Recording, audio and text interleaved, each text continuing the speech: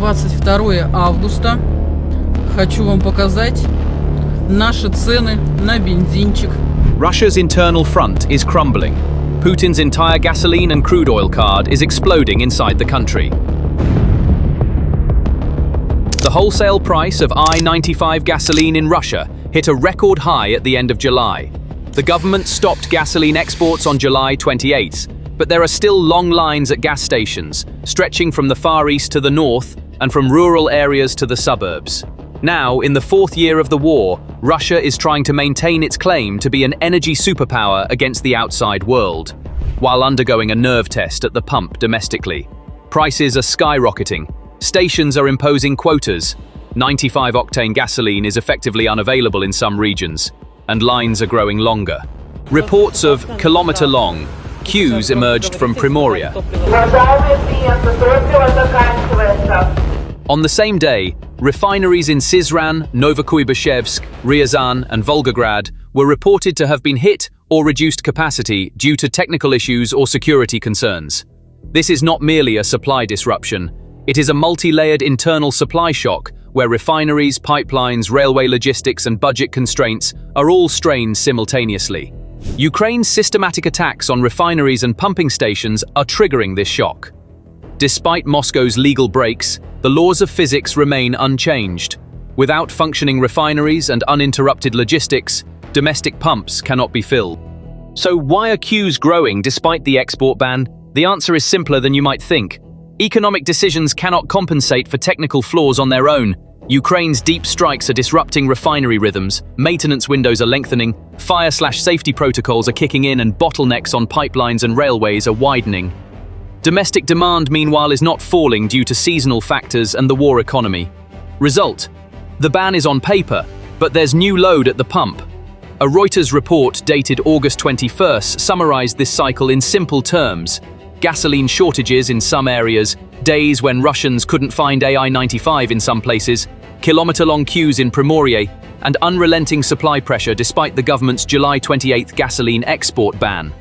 The same report also includes the following detail: capacity declines in Syzran and Novokuibyshevsk following the attacks on Ukraine, outages and security concerns around Volgograd and Ryazan.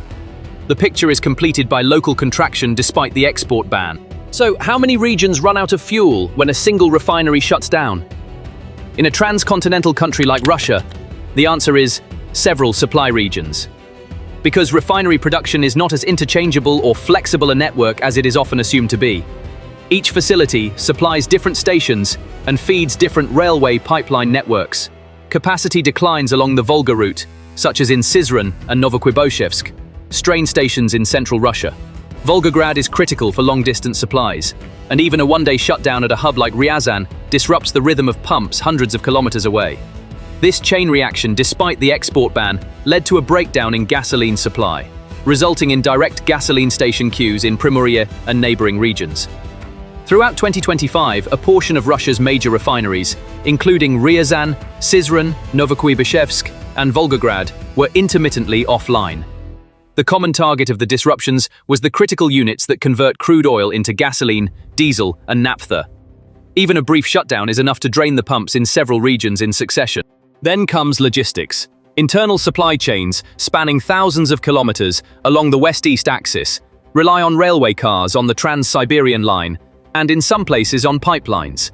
A delay at one point on the line turns into an announcement that a tanker has not arrived elsewhere.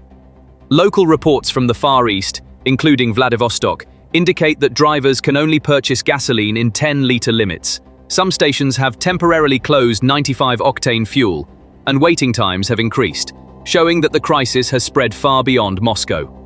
These examples clearly illustrate how the supply shock is spreading in Russia's Far East.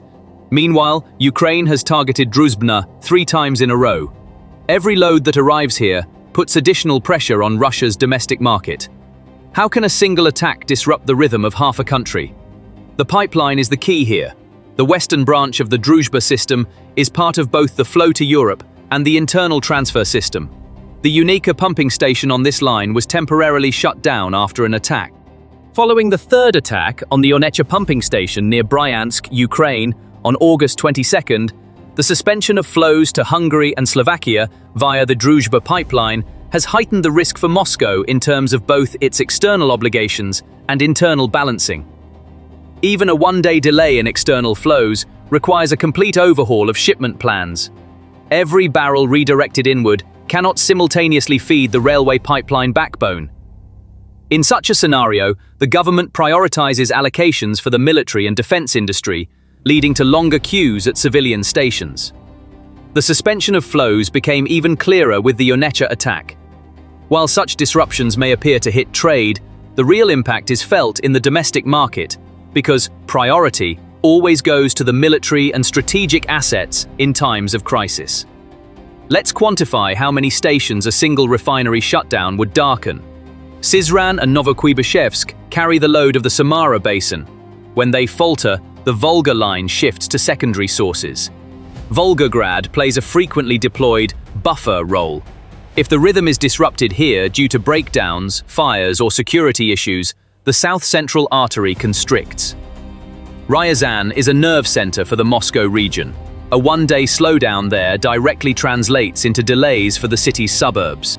The export ban leaves more gasoline on paper for domestic use, but the reality is that if tankers, railways, and pipelines fail to deliver this gasoline to the right stations on time, the ban does not translate into gasoline at the pump. Why aren't prices falling?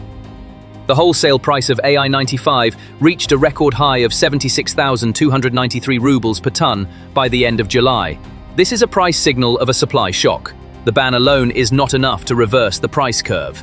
For the ban to work, refineries must operate, logistics must flow, hoarding must be discouraged, and regional imbalances must be addressed through rapid shipments. For domestic prices, even wholesale prices to decline, refinery uptime is required. This is not easily achievable amid the triangle of airstrikes, fires, and maintenance. There's a ban, no gasoline, and queues.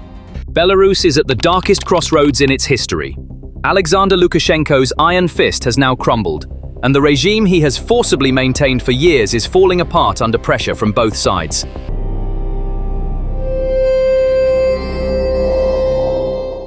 These massive columns of people and cars you see are not fleeing from a catastrophic disaster.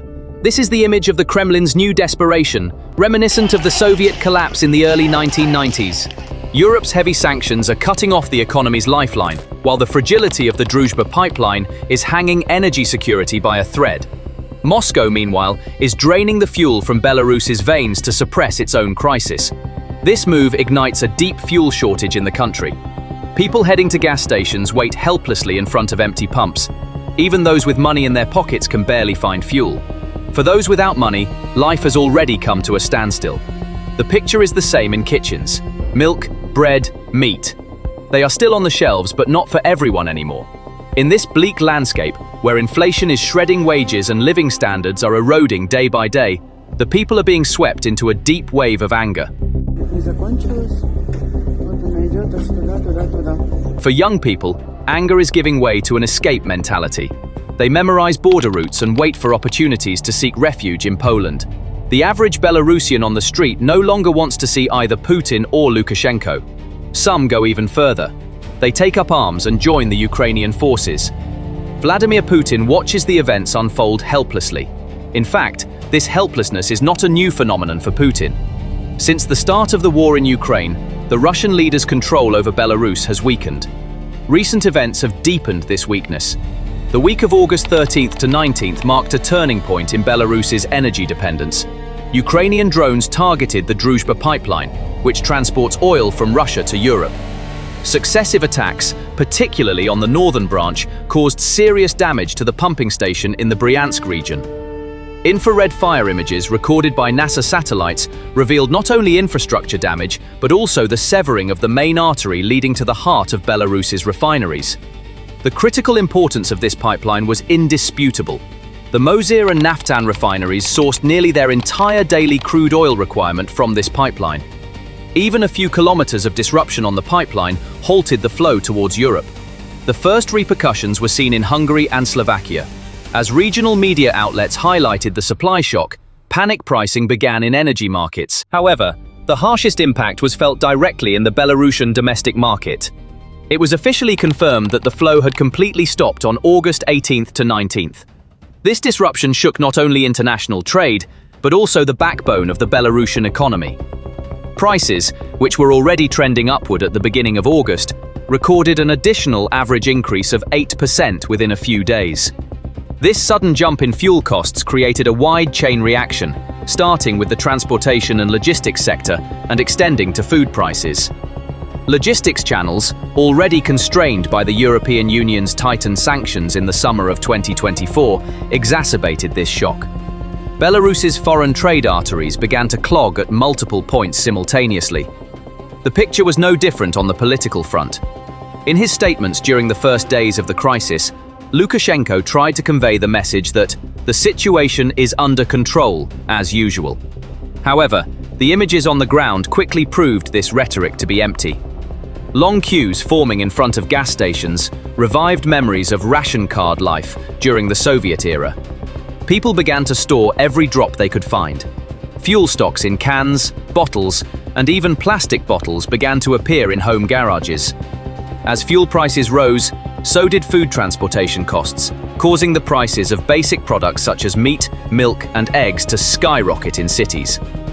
As official distribution systems collapsed, the black market trade in fuel and basic foodstuffs rapidly spread. Faced with this situation, Lukashenko waited for a relief measure from Russia. Under normal circumstances, Minsk, Moscow's little brother, viewed its dependence on Russia for energy as a guarantee. However, the Kremlin could no longer afford to send fuel abroad when it was not enough for its own people. Thus, Belarus was confronted with an unfamiliar situation. Even Russian companies turned to Belarusian refineries to fill the gap in the domestic market. This meant that, far from helping others, Minsk began to consume its already limited resources even more. The result was a double blow economically. On the one hand, refineries were struggling to meet domestic demand, while on the other, Russia's appetite was suffocating Belarus. This situation was perceived by the public not only as an economic hardship, but also as a political rupture. For Belarusians, this meant that the Kremlin had turned its back on them at the most difficult moment. It was precisely at this point that a new feeling began to take root in the depths of society, a sense of betrayal. The rhetoric of eternal loyalty to Moscow, built over years, began to give way to distrust and anger. People were now questioning not only the fuel in their pockets, but also their future independence. This silent but growing discontent was the strongest sign that the regime was trembling. In fact, the roots of these signs go back further.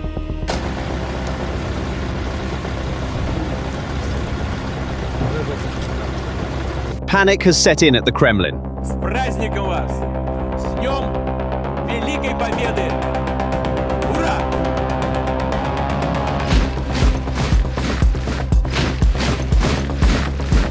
Vladimir Putin, a leader who has ruled Russia with absolute power for 25 years, eliminating his rivals and positioning himself as a modern Tsar, is now facing the only reality he cannot control: time.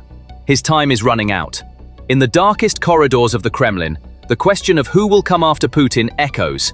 This question found an answer in a document leaked from the Kremlin in recent days. According to the leak, Putin is working on a secret succession plan to ensure that the system he created can survive without him. This plan is not just about choosing a name.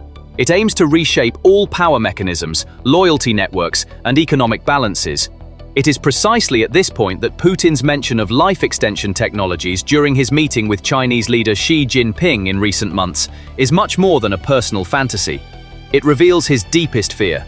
The system exists with him, but what happens without him? And now, this fear is taking shape in the corridors of the Kremlin. With the leak of the secret succession plan, the first signs of a power struggle have begun to emerge. Because in Putin's Russia, power is not transferred peacefully or constitutionally. Power is seized. Now the wolves are lying in wait in the shadows of the Kremlin. They are watching for their master's first moment of weakness, their first hesitation. To understand why Putin's succession crisis is so dangerous, one must look at Russia's bloody and chaotic power transfers throughout its history. Russia's political DNA lacks the tradition of rule-bound, peaceful, and predictable power transfers found in Western democracies. Power changes hands not at the ballot box or in the corridors of parliament, but behind closed doors, through ruthless intrigues, purges, and often bloodshed. The Soviet era is replete with the most brutal examples of this tradition. The process that began after Lenin's death was not an internal party election, but a ruthless struggle for survival. Joseph Stalin eliminated rivals like Trotsky not only politically, but also physically, bringing the party and the state under his absolute control. What happened after his death was no different. A group, including horrific figures such as Lavrentiy Beria, attempted to seize power. However, Nikita Khrushchev ultimately rose to the top by purging his rivals. Khrushchev himself was overthrown in a palace coup by Leonid Brezhnev. The brief Andropov and Chernenko periods that followed Brezhnev presented a picture of dull stability, with elderly leaders dying in succession and the Politburo selecting a new leader from within its own ranks. But the fundamental dynamic remained the same. Power was determined not by the will of the people, but by the bargaining and power struggles among a narrow elite group. The collapse of the Soviet Union further deepened this chaotic tradition. Gorbachev's reforms created a wave of chaos he could not control, and eventually, Boris Yeltsin effectively seized power by climbing onto a tank and repelling a communist coup. The 1990s were a Wild West period in which Russia as a state nearly disintegrated. Oligarchs plundered the country's wealth, and different families in the Kremlin fought each other. There was one exception to this dark picture: Yeltsin's transfer of power to Vladimir Putin. This was the first and only managed, peaceful succession plan in modern Russian history. However, it was not the rule but the exception.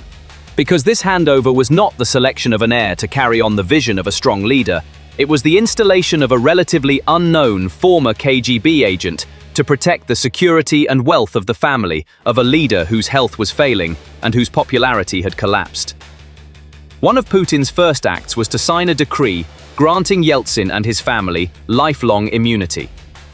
This is Putin's biggest dilemma today. He is not a weak leader like Yeltsin. He is the absolute ruler of the system.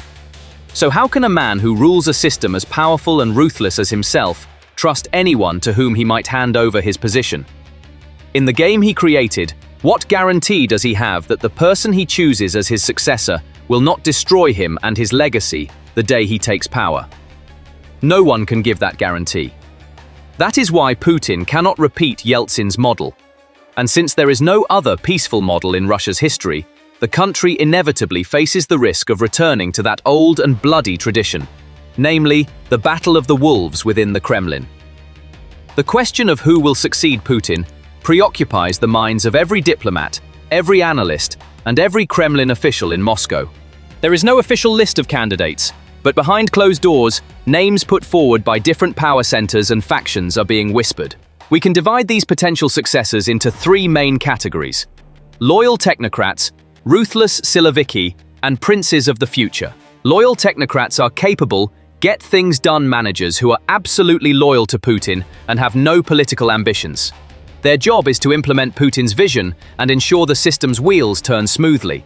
They can be seen as trustees or regents, who will govern the country during a transition period until a consensus is reached among the elites. The most obvious example of this category is Prime Minister Mikhail Mishustin. A former head of the tax office, Mishustin caught Putin's eye by digitizing Russia's complex tax system and increasing its efficiency. He is an extremely talented technocrat and manager. His greatest advantage is also his greatest disadvantage. He is not a power center in his own right. He has no base within the Siloviki, is not recognized by the public, and lacks political charisma. The elites may consider him a controllable figure, but this also makes him a weak leader who could be overthrown at the first opportunity. Sergei Kiriyenko, deputy head of the presidential administration, is known as the Kremlin's political brain. He is the person who manages Russia's domestic politics, elections, the appointment of governors, and most importantly, the integration of Ukraine's occupied territories. A silent civil war has begun behind the thick walls of the Kremlin. Vladimir Putin is throwing his most trusted generals and high-ranking officials into prison one by one. For over 20 years, Putin had managed the oligarchs, generals, and intelligence chiefs with a delicate balance. The glue holding this system together was turning a blind eye to corruption in exchange for loyalty. We are talking about a toxic but stable equilibrium where everyone got their share, everyone knew each other's secrets, but no one dared to sink the ship. However, the war in Ukraine shattered this structure. Over 1 million Russian soldiers were buried in the ground or turned into ghosts with no return. Все нормально. Сколько тебе лет? 19. Tanks, armored vehicles, radar towers, fighter jets. Years of accumulation, billions of dollars worth of technology, mixed with Ukraine's rubble, melted away in black smoke. But this war was lost not only on the silent soil of the front lines, but also in the marble halls beneath the Kremlin. For Russia's lifeblood, its economy, is quietly bleeding just like its army. International sanctions are like invisible daggers piercing Moscow's veins. Energy exports have been restricted, SWIFT access cut off, and Russia has been excluded from the global banking system. The National Wealth Fund, once Putin's survival insurance, is rapidly dwindling. Reserves have evaporated. The ruble has lost its value. There is no longer any guarantee in the eyes of either the people at home or investors abroad. Large-scale construction projects across the country have been left to rot in planning files. The dams, highways and airports that once rose as the pride of the Soviet Union now exist only on paper. From Siberia to Volgograd, all subcontractors are on the verge of collapse. The state cannot pay. The tender system has been completely paralyzed due to corruption and insufficient funds. The financial sector is also slowly being dragged to the brink of bankruptcy. Giant financial institutions such as VTB, Sberbank and Gazprombank are reeling from unrepayable loans. Mortgage loans are not being repaid and small and medium-sized businesses are going bankrupt. Chain defaults are beating like the last pulse in the heart of the economy. Slow, irregular, deadly. Market shelves are full, but there is no purchasing power. People are struggling to even access basic food. Inflation is no longer just an economic statistic, it is a way of life. Every morning, millions of Russian citizens wake up trying to fearfully predict the price of tomatoes, bread, a liter of milk. And this crisis has hit not only the people, but also the Kremlin's richest children. Billions of dollars in oligarch assets smuggled abroad have been seized. Mansions in London, yachts on the Côte d'Azur, bank accounts in Geneva. All are now frozen, locked up, severing the Kremlin's last remaining ties to the outside world. Investor confidence has plummeted and foreign trade partners have turned their backs one by one. Russia has become isolated on the world stage. The number of leaders willing to shake Vladimir Putin's hand can now be counted on one hand. And those fingers are mostly totalitarian allies like North Korea and China. All of this has pitted the power groups within the Kremlin against each other. As the pie shrinks, the only way to survive is to eliminate those around you. The Ministry of Defense, the FSB, and the National Guard, once considered Putin's most unshakable strongholds, have now become hunting grounds. Since the beginning of 2025, corruption cases have been opened against at least 99 high-ranking officials, generals, and regional deputies. This means an average of 14 new cases per month. And this number has gone down in the records as a record for the last 10 years. The first step in understanding this major purge is to examine corruption, which has become the Kremlin's sharpest weapon, and how this weapon has been turned into an instrument of power. In Russia, corruption is not so much a crime as it is the system itself. The vertical power structure Putin has built is based on a pyramid where loyalty is bought with bribes and privileges. In this system, everyone from the traffic cop at the bottom to the general at the top uses their position for personal enrichment and passes on a portion of their spoils to the next level up in the pyramid. This is an unwritten rule that ensures the system runs smoothly. That is why the charge of corruption is the Kremlin's most powerful weapon. Because in this system, everyone, without exception, is guilty. Everyone has a weakness, hidden assets, or illegal deals. This gives Putin and his closest executioners the ability to eliminate anyone they want, at any time, under a completely legal guise. The operations launched today are not a clean-up operation, but a political purge. The goal is not to rid Russia of corruption. It is to eliminate figures whose loyalty to Putin is questioned, who have failed on the front lines, or who have sided with the wrong faction in the Kremlin's power struggle. Ironically, the targets of this purge are the Siloviki, the security and law enforcement bureaucracy, which are the regime's most fundamental pillars. Generals in the Defense Ministry, colonels in the FSB, commissioners in the Interior Ministry. These institutions, once the unshakable guardians of Putin's power, are now being hunted down one by one from within. Behind this purge lies an increasingly heated factional war within the Kremlin. On one side are the old guard who rose to power with Putin, amassing enormous fortunes in the chaotic environment of the 1990s and 2000s. For this group, corruption is a right they have earned. On the other side is a younger, more ruthless, and more technocratic Siloviki group that has come to the fore with the war. This new generation views the old guard's lavish lifestyle and reckless corruption as a weakness, a betrayal in wartime. To them, it is unacceptable that billions of rubles that should have been sent to the army are being spent on generals' palaces on the Black Sea coast or their mistresses' luxury cars. The conflict between these two groups, with Putin as the arbiter, has turned into a bloody purge. Putin is using this war both to consolidate his own power and to create scapegoats for failures at the front. When this abstract analysis is fleshed out with names and stories, the gravity of the situation becomes clearer. Recent events seem to have come straight out of a thriller novel. The steel line that Russia has been trying to build on the Ukrainian border has torn apart not only the front line but also the state itself. And this destruction was symbolized by the death of former Transport Minister Roman Starovoyt. According to official records, it was a suicide. But in the corridors of the Kremlin, this suicide was not just that of a man. It was the suicide of the regime's internal cohesion, its security architecture, and its corrupt chain of loyalty. Starovoyt was responsible for the fortification systems along the Ukrainian border, which Putin had touted as his new Iron Curtain. It was a project worth billions of rubles, presented as a move to redefine Russia's military prestige, geopolitical borders, and internal security. However, this massive budget quickly became the first building block of personal wealth empires. The amount of money Starovoyt embezzled was enough to make even Moscow squint. And finally, death came. But what really shook the public was that this death was not an isolated case. On the same day, 42-year-old bureaucrat Andrei Kornaichuk, who worked directly under Starovoyt, also died. Cause of death: acute heart failure. What a coincidence. In Putin's Russia, hearts seemed to stop at the drop of a hat. As the net of investigations widened, it spread like a bloody stain across the political map. Former Tambov governor Maxim Yegorov was arrested on charges of large-scale bribery. It was alleged that Yegorov distributed public funds to contractors in regional infrastructure projects and quietly pocketed his share. Meanwhile, corruption was also bubbling up in the capital, Moscow. Alexei Soshnikov, once a rising star in Moscow, was now in the spotlight for embezzlement charges from the Belgorod construction department. Along with him, not only municipal officials but also private sector players such as Novosibirsk businessman Sergei Petryakov were implicated in the chain of corruption. This was no longer a regime crisis. It was sabotage perpetrated by the system against itself. Another name caught in the tightening noose was Rustem Zaynulin, deputy governor of Belgorod. He was detained on charges of fraud and using public funds for personal gain. Then we witnessed the same scenario in Novgorod. On July 22nd, the region's transport minister Konstantin Kuranov was arrested as part of a bribery investigation, followed 4 days later by his deputy Stanislav Shultsev. This chain of corruption, spreading from one region to another, was not cracking the stone structures of the Russian state, but its very backbone. But the real big earthquakes hit the military front. Former Deputy Defense Minister Dmitry Bulgakov was accused of embezzling a full 1.3 billion rubles. Bulgakov's career had been as the mastermind managing the Russian army's logistical arteries.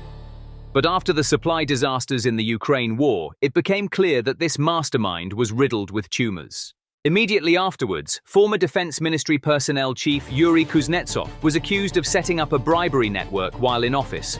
A raid on his home uncovered 100 million rubles in cash and a large amount of luxury property. It was no longer a matter of individual greed, but of a systemic institutional plunder. Major General Valery Muminjanov was arrested for corruption in the procurement of fortification materials and military equipment while serving in the Leningrad military district. This development confirmed that even the defense systems in the northwest were built with rotten bricks, and the next domino to fall was Lieutenant General Vadim Shamarin. As deputy chief of the General Staff, he was found to have directed billions of rubles in tenders for high-tech military systems. The court sentenced him to 7 years in prison. Lieutenant General Ivan Popov, who was also involved in the same case, received a 5-year sentence for systematically embezzling fortification materials sent for use in the occupied territories of Ukraine. However, the most shocking fall from grace among those closest to the Kremlin's inner circle came with Timur Ivanov. Known for his closeness to Putin and serving as deputy defense minister, Ivanov received a 13-year prison sentence for accepting large bribes in connection with construction activities in Zaporizhia. This major purge did not just end the careers or lives of a few generals. It triggered a chain reaction that dynamited the foundations of Russia's state structure, inflicting deep and lasting wounds militarily, politically, and socially. The most devastating effect on the ground could be called command paralysis. In an environment where generals and officers constantly lived in fear of arrest, dismissal, or worse, falling out of a window, no one dared to take initiative. Taking risks, trying new tactics, or taking responsibility for a defeat now meant career suicide, even literal suicide. This situation transformed the Russian army into an extremely rigid, predictable, and slow-moving structure. Commanders came to wait for approval from Moscow even for the smallest decisions. This created a fatal disadvantage for them against Ukraine's more flexible, faster, and more creative command structure. Moreover, the purge of experienced commanders led to their replacement with younger, more loyal but far less experienced figures. Absolute loyalty replaced merit. These new commanders were adept at telling Putin what he wanted to hear, but they were novices at managing complex military operations. This strategic blindness led to an increase in tactical errors that cost the lives of thousands of soldiers on the front lines. The army became a massive body that had lost its brain and moved only by brute force. Politically, this purge may seem at first glance to have strengthened Putin's power. He was eliminating his rivals and establishing absolute control. However, this is a deceptive show of strength. In reality, Putin is dismantling the very pillars on which his power rests. The Siloviki, the security bureaucracy that has protected him for 20 years, guaranteeing his power, has now turned into a swamp of fear and insecurity. Generals are informing on each other, intelligence units are plotting against each other. This situation is making Putin an increasingly lonely and isolated figure in the Kremlin. He is surrounded by sycophantic and cowardly advisors who only tell him what he wants to hear. The flow of real information has been cut off. This is the most dangerous trap a dictator can fall into. He becomes a prisoner of his own propaganda and loses touch with reality. While Putin believes everything is under control, he is actually cutting the legs off his own throne with his own hands. The vertical power structure is no longer a solid edifice, but a wreckage full of cracks that could collapse at any moment. For ordinary Russian citizens, this wave of purges presents a confusing and worrying picture. Although state television presents it as a clean-up against traitors and bribe takers, the high number of arrests and the fact that these people were heroes yesterday and are traitors today is fundamentally undermining the people's trust in the state. Putin had an unwritten contract with the Russian people. Don't get involved in politics, and I'll provide you with stability and security. However, this purge has shattered the image of stability. If even top generals and ministers are not safe, how can ordinary citizens feel secure? The economic burden of the war, mounting losses, and now this chaos at the top of the state are spreading the feeling that Putin's contract is no longer valid. While this may not immediately lead to an uprising, it deepens the anger, disappointment, and cynicism building up within society. This is a silent but deadly poison that slowly erodes the regime's legitimacy. Ultimately, what is happening behind the Kremlin walls is much more than a simple power struggle. It is a process of self-destruction triggered by the pressure of the war in Ukraine. In his efforts to secure absolute control and shift the blame for failures onto others, Putin is dismantling the structure he has built over the past 20 years with his own hands. Every general purged is an experience lost to the regime. Every official imprisoned is a link severed from the system. Every colonel who falls out the window is a seed of fear spread through the Kremlin corridors. This massive purge is not a sign of Putin's strength, but proof of his greatest weakness and paranoia. A leader who fears his own generals, his own intelligence chiefs, his own shadow, cannot lead his country to victory. On the contrary, he drags his country with him into an abyss of uncertainty and chaos. History is full of stories of leaders who devoured their own revolution. Stalin's Great Purge left the Soviet army leaderless on the eve of World War II and cost millions of lives. Today, the modern purge initiated by Putin may have brought Russia to the brink of a similar darkness. The rebellion in the palace may appear to have been suppressed, but in reality, it may be only the first spark of a larger fire spreading across the entire country. The walls of the Kremlin now conceal not only power, but also a growing fear, insecurity, and the echoes of collapse. This dark picture shows us that Russia's war in Ukraine is being lost not only on the battlefields but also in the corridors of the Kremlin. Corruption is not just an economic crime. It is a silent but devastating sign of a regime rotting from within. If you also want to take a look behind the scenes of the war, the inner workings of power, and the points where global balances are cracking with this kind of in-depth analysis, don't forget to subscribe to this channel. Your comments and contributions to this video and sharing your thoughts are very valuable to us. Write your thoughts below, let your voice be heard in this discussion. Don't forget to leave a like and share this video with friends who you think will find it interesting. See you again in new videos. Stay tuned, stay well.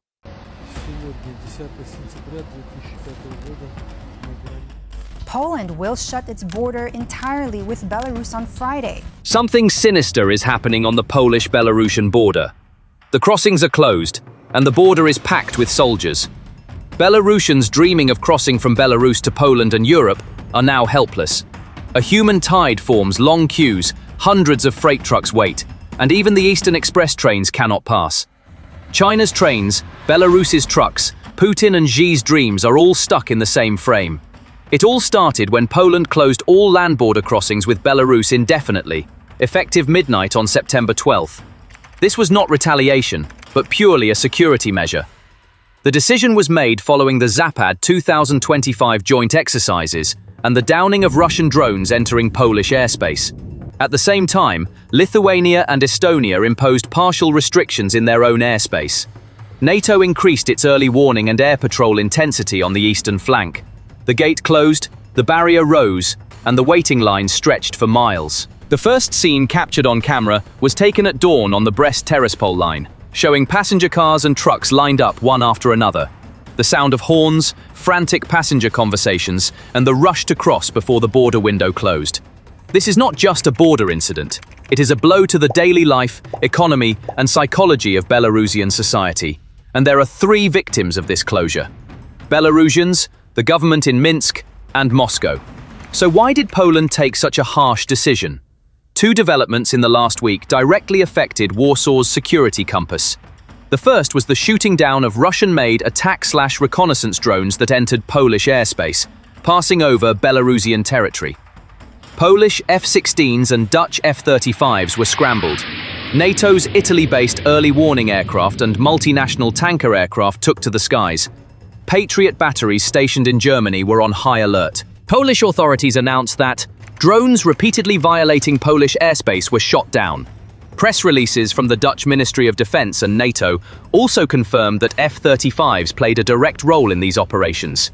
It was not disclosed exactly which weapons were used to shoot down the drones, but the standard air patrol configuration of F-16 and F-35s includes AIM-120 class medium-range air-to-air missiles and close-in gun/CI strike options. It is likely that the drones were shot down with these. While the airspace was being scanned end-to-end, civilian flights were temporarily suspended and runways were closed at some airports. This was one of the harshest immediate response scenarios seen to date on NATO's eastern flank. The second development was Poland's military and physical reinforcement of its eastern border. The government simultaneously deployed tens of thousands of personnel, armored vehicles, reconnaissance units, and border guards to the land border with a permanent closure decision. Although the figures were shared piecemeal in official statements, Polish public media and regional press reported that around 40,000 soldiers and security personnel were deployed on the eastern border. Permanent fortifications and sensor networks were also included in the security system as part of the Eastern Shield project. Thus, the borderline has been transformed from a single phase to a multi-layered model against the risks of migration management, smuggling, and infiltration. If the border is closed, who takes the first blow? The first blow hit those who pass through that gate every day with work permits, those with relatives on the other side, those going to medical appointments, and those who trade on a daily basis. When the closure was announced, queues formed overnight on the Belarusian side. Footage taken in the early hours of the morning shows families hurriedly stuffing their belongings into their luggage, drivers getting out of their vehicles to ask questions from a distance to border police, and children dozing off from exhaustion. It is difficult to give a definitive figure, but Belarusian and Russian media outlets and regional television stations reported that thousands of people tried to cross the border at once in the hours before the closure. Although Poland has exception procedures for humanitarian reasons, Exceptions are far from a real solution in a regime where the gates are closed. Why are truck queues critical? Because Belarus's lifelines are not limited to oil and fertilizer exports. The supply of many products, such as spare parts, food, medicine, electronics and construction machinery, depends on wholesalers, distribution warehouses, and transit corridors on the EU side. The closure is forcing truck traffic to suddenly turn eastward. This creates two costs: distances increase and insurance freight premiums rise. Moreover, considering that the fuel market within Russia has already been under pressure in recent months due to refinery fires, repair cycles and temporary export bans, the fuel, spare parts, service triangle is becoming more expensive and irregular for the Belarusian TIR fleet. Supply plans will be revised, delivery dates will be extended, and losses of perishable goods will increase. Polish press and regional news channels reported that hundreds of trucks and over 1,000 passenger vehicles were waiting within the first 24 hours of the closure, with the queue spilling into city traffic in some places. During the same period, even Belarusian state media acknowledged unusual congestion at some crossing points, which is a rare admission. The sudden closure of borders disrupts people's plans, but the real damage comes from uncertainty. If there is no answer to the question, when will the border gates open, all scheduled tasks such as school registration, employment contracts, supply agreements and hospital appointments are disrupted. Banking transactions are delayed, false alarms are triggered on card spending, and the inflow of cash in euros, dollars from abroad decreases. This scenario rapidly increases psychological tension in a country like Belarus, which is centrally planned and security-focused. Meanwhile, there is a donation campaign for Ukraine by United24 in the video description. If you want to take part in the fight for freedom, we are waiting for your support. Now let's get back to our main topic. The question, should we stock up, circulates in people's kitchens, and a reflex to fill up fuel tanks out of caution emerges at city gas stations. Even without actual scarcity, the feeling of scarcity pushes prices up. Some people look for ways to leave Belarus. Some use legal visa channels, others take illegal paths. This possibility is not new. Since 2021, irregular crossing pressure along the Belarus-EU border has been increasing in waves. Monthly reports from the Polish Ministry of the Interior and Border Guards show that attempts at irregular crossings originating in Belarus have risen again throughout 2024 to 2025, with thousands of attempts recorded in a single month in August 2025. Closing the border does not stop this traffic overnight. It changes the route, increasing the risk and cost. On the other hand, geography is like an economics lesson. As alternatives diminish, bargaining power declines. With the door to the west closed, Belarus's goods and people are effectively forced to use Russia as their main exit-entry route. This increases the weight of ruble-based transactions, limits foreign exchange earnings, and inflates logistics costs. In recent months, Russia's fuel market has been volatile, with sales quotas and queues appearing in some regions. This also affects Belarusian transporters and industrialists' access to fuel. Moreover, as sanctions controls tighten, the grey areas in re-exports and third-country routes are shrinking.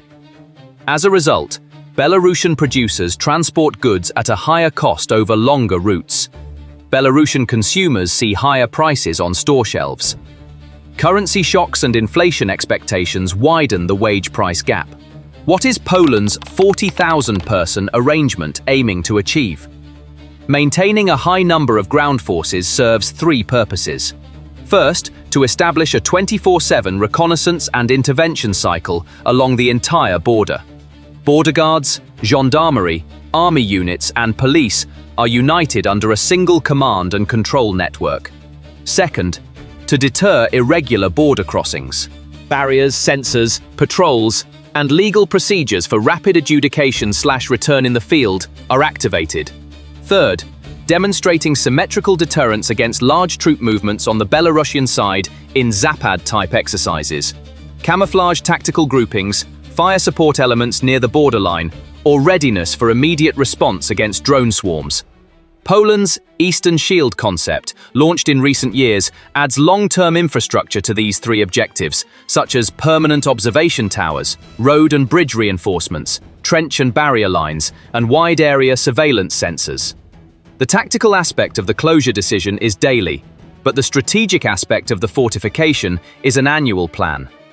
Videos taken before the closure show Belarusian license plates lining the roads, people waiting in line for toast and tea at roadside waiting areas, and people walking near the border with baby strollers. Local opposition channels and Poland's Belarus-focused broadcasts aired these sequences one after another. In cases compiled by Medusa from the field, it was noted that on the day of the closure, nearly 1,500 vehicles waited in line for hours, and hundreds of trucks were lined up in parking pockets. TVP footage shows armored patrol vehicles, temporary checkpoints, and the distribution of drone counter-drone equipment in the column of troops deployed to the border. These images also serve as the visual component of Warsaw's message of "We are ready" to both its domestic audience and the outside world. In the restricted airspace arrangement coinciding with the days of the exercises on the Lithuania-Estonia axis, civilian routes were redrawn and temporary closure route correction announcements were made at some small airports. So, what is the source of the panic in Belarus? The answer to this question actually comes with another question: the anxiety of what will happen tomorrow. A significant portion of Belarusians came into direct contact with mass arrests, police violence, dismissals, and stories of fleeing abroad during the 2020 to 2021 wave of protests. The indefinite closure of the border this time, on security grounds, triggers that memory. The world of an ordinary Belarusian is tied to an economic and social routine of shopping, family visits, filling up with cheap gasoline, and bringing in and selling second-hand cars, parts, and phones from neighboring EU cities. The sudden halt to this routine reinforces the feeling of being locked in. Moreover, companies are forced to quickly reflect the cost difference in their prices.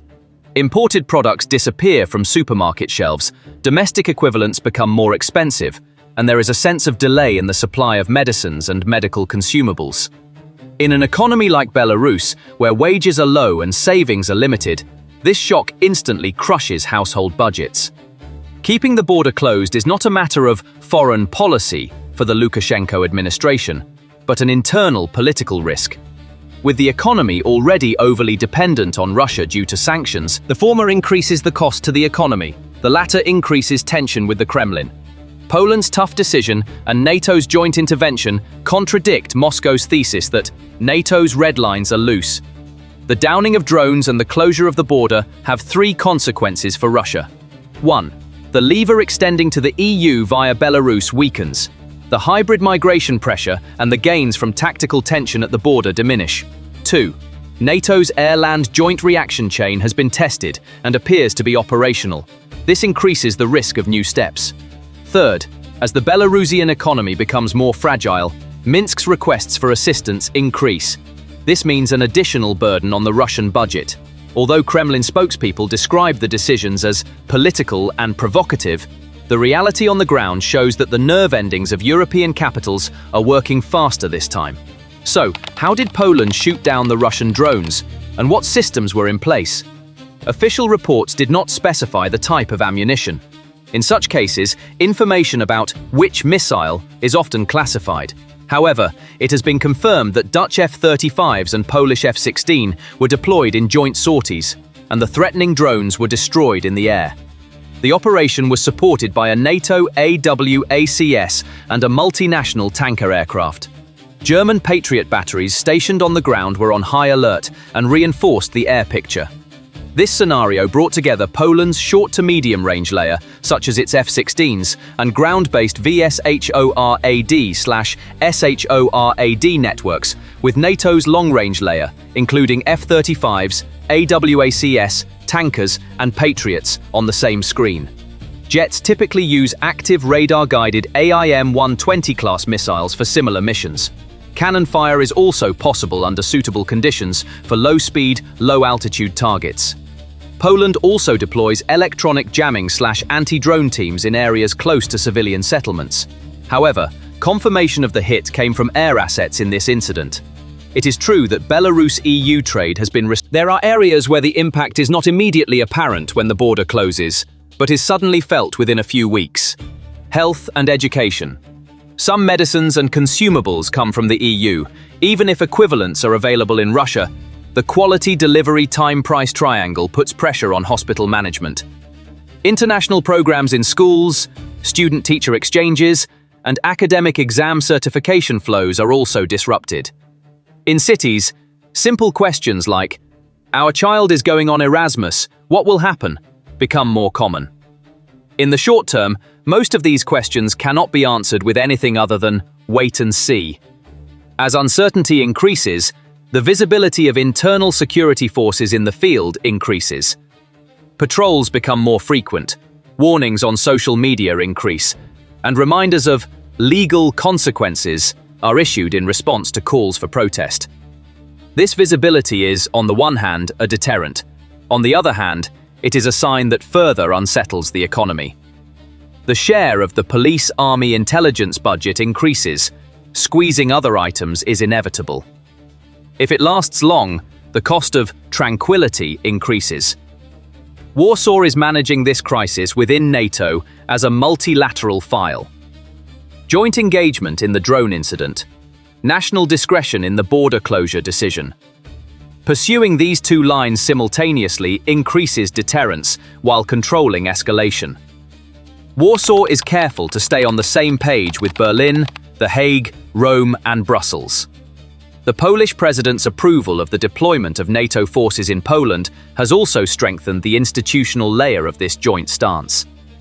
Although the border closure is described as temporary on the Polish side, past experience shows that security-related measures rarely relax quickly. When read in conjunction with Poland's land border decision, the partial airspace restrictions imposed by Lithuania and Estonia could turn the westward-facing door set for Belarus into a regime lasting for months. This leads to Minsk engaging more with Russia and prioritizing its bilateral channels with Beijing and third countries. However, this cannot. First, the border remains closed, and exception crossing schemes are developed for certain categories. Truck traffic is redirected eastward. Belarus's domestic market is calmed through price controls and subsidies. The market slows down but does not necessarily collapse. Second, drone violations and reconnaissance attempts continue. NATO-Poland's joint response hardens. Belarus's border management becomes stricter. In this scenario, the feeling of being in a locked room increases within Belarus.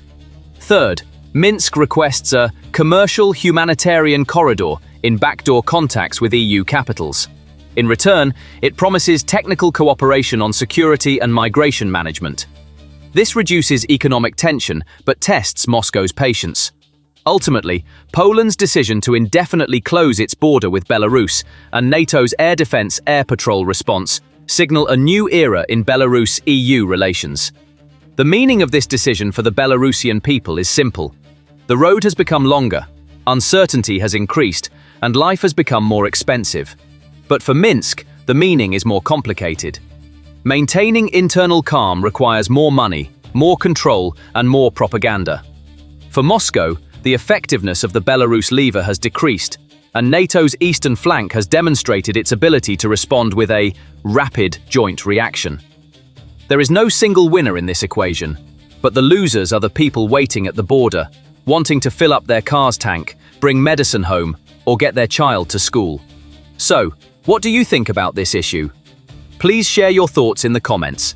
To stay updated on new videos, please subscribe to our channel and don't forget to turn on notifications. Thank you for watching.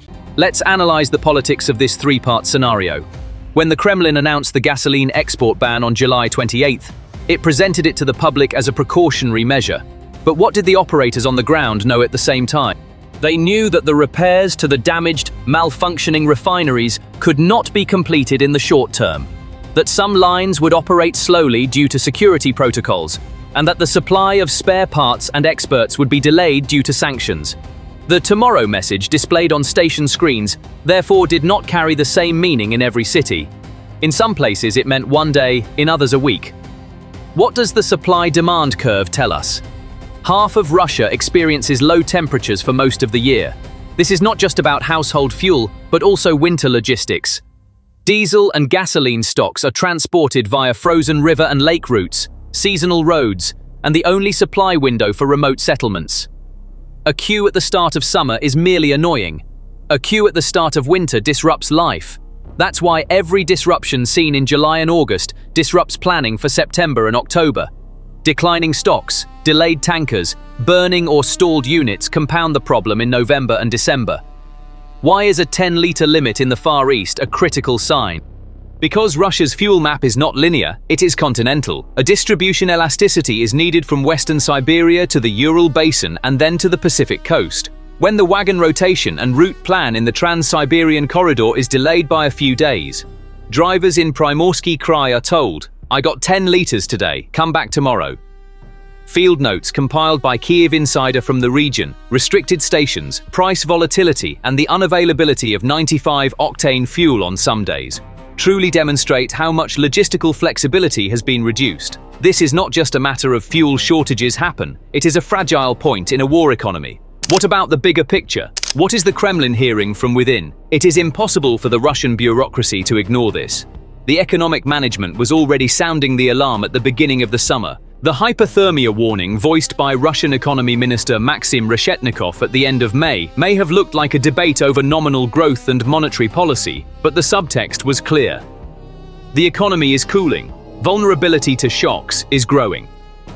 Under these conditions, if shocks hit basic goods like fuel, the supply-demand balance will turn into social tension.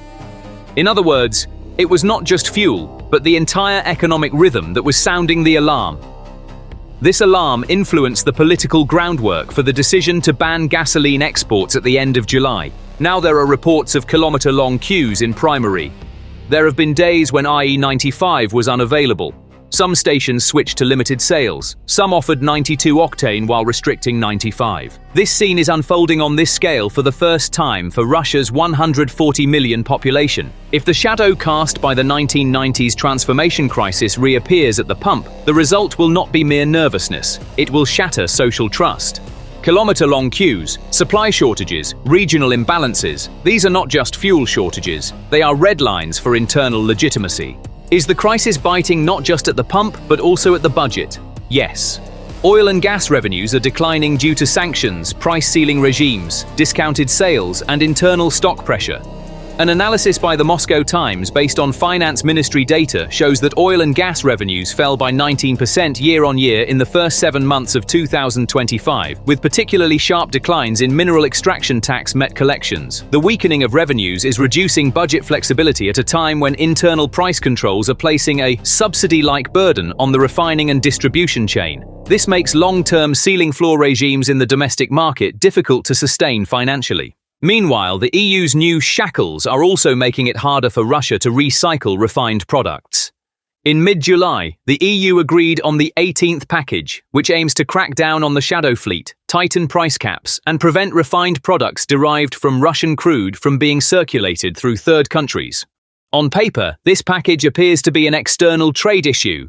However, in practice, it also narrows the channels of flexibility in the domestic market. This is because as it becomes more difficult for Russian refined products to enter the European market under third country labels, Russia's vent for balancing its internal and external markets shrinks. When the valve shrinks, the pressure of shocks increases. Details of the EU's 18th package reported in the press confirm that restrictions on shadow fleets and derivative product flows have been tightened. What is the difference between "we imposed the ban, but it wasn't enough," and "we kept the stock, but it wasn't enough for the winter"? The first is a current political reflex, the second is strategic supply discipline. In Russia's north and Far East, winter stocks are not merely a technical term. If stocks are insufficient in October-November, fuel in December-January will not only be expensive, it may physically be unavailable. That's why the queues seen today in Primory are a sign of risk tomorrow in Yakutsk. This signal is not just for civilians, it's equally critical for the military, police, and emergency response units. Because in a war economy, while the front lines take priority, internal security and local services also try to draw from the same stockpiles. The conflict between military and civilian priorities is invisible. It is felt at the pump.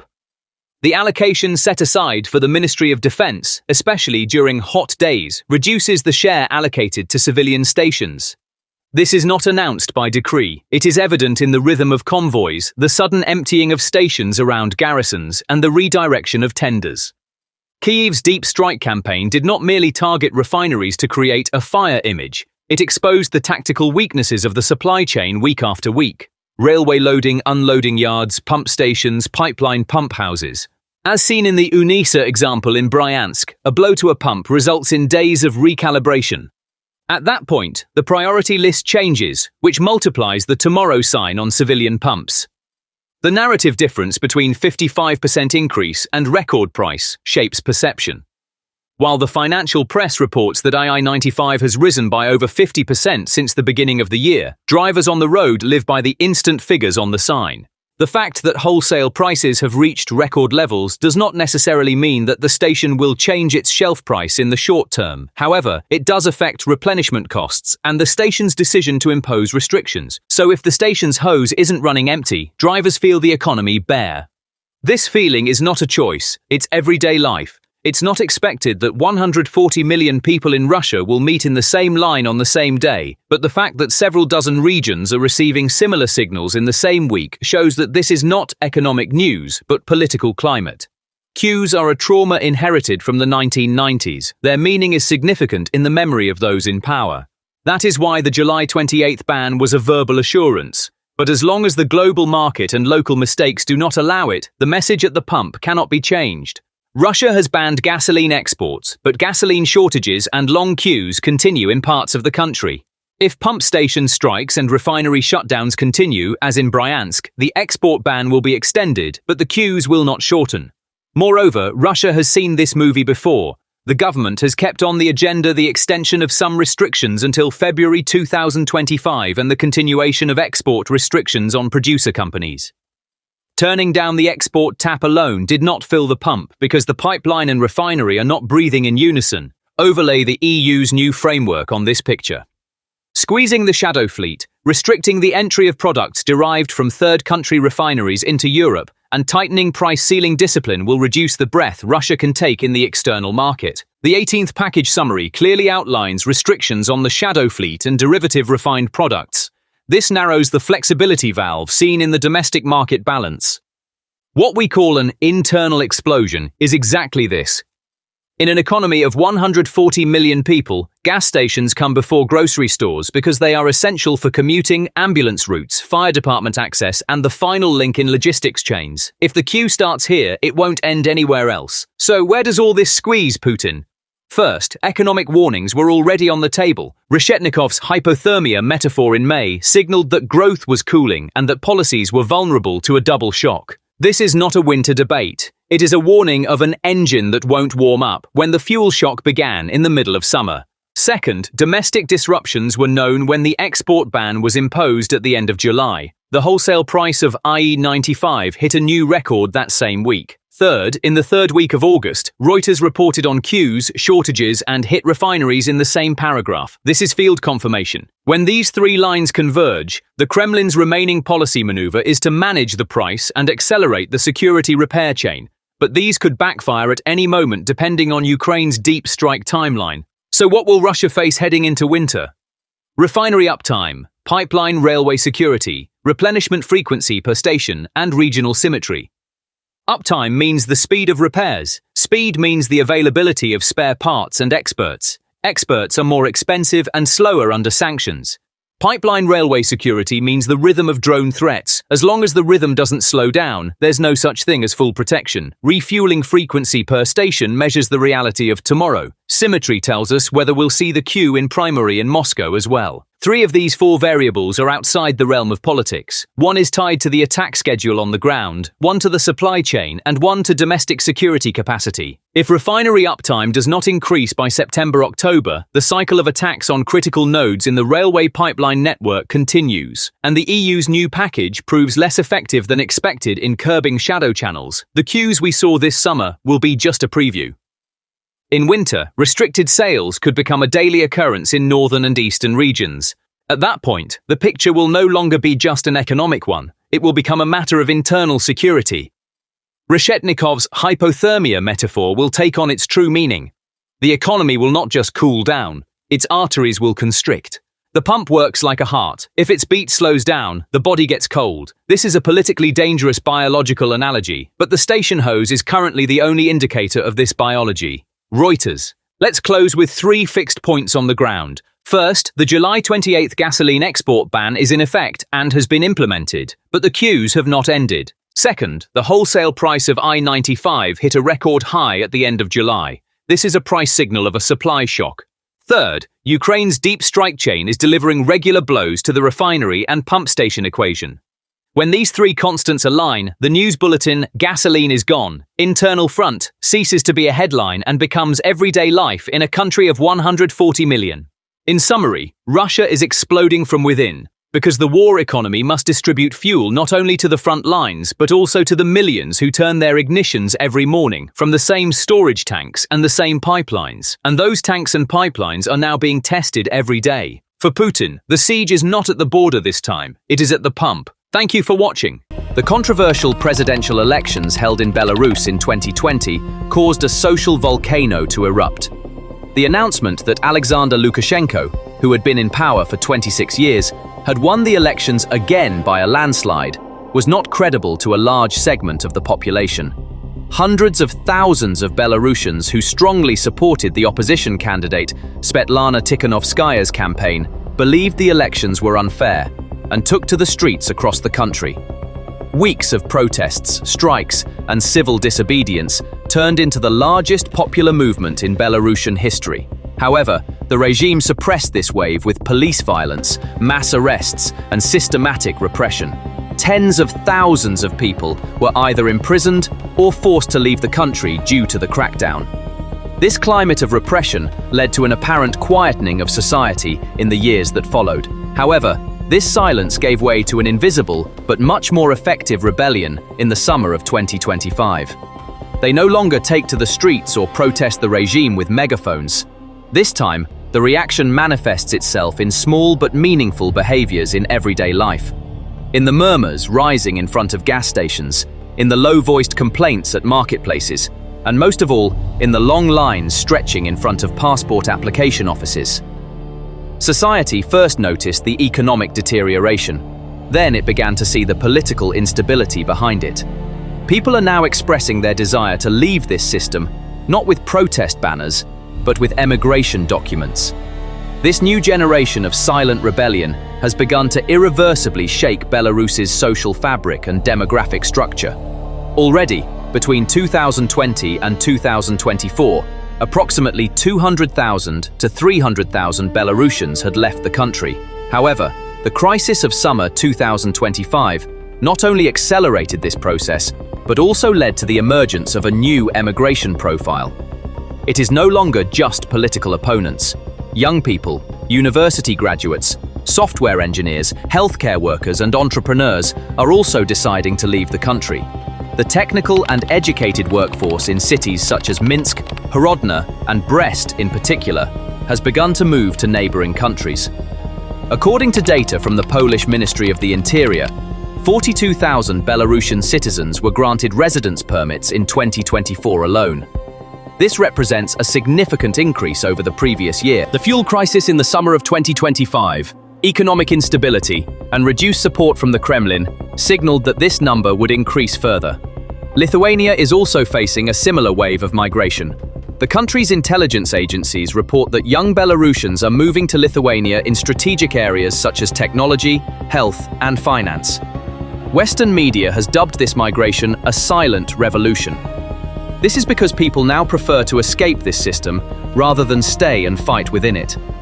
The queues that start in the morning at Belarusian passport offices do not diminish throughout the day. The demand is so high that some application centers have had to suspend their appointment systems. Migration is not only a result, but also a message, and this message is very clear. The Belarusian people are losing faith in their regime. The acceptance rate of asylum applications from Belarusians in Poland has exceeded 80%, and this rate is breaking the indecision of those left behind. While most of the emigrating Belarusians are quietly trying to adapt to their new lives, a portion of them chose a completely different path after passport control. For these people, emigration was not just an escape based on economic reasons, but also an ideological stance, a political challenge. Volunteers emerging from this group, particularly those heading to Ukraine, have become one of the most notable diaspora movements from Belarus.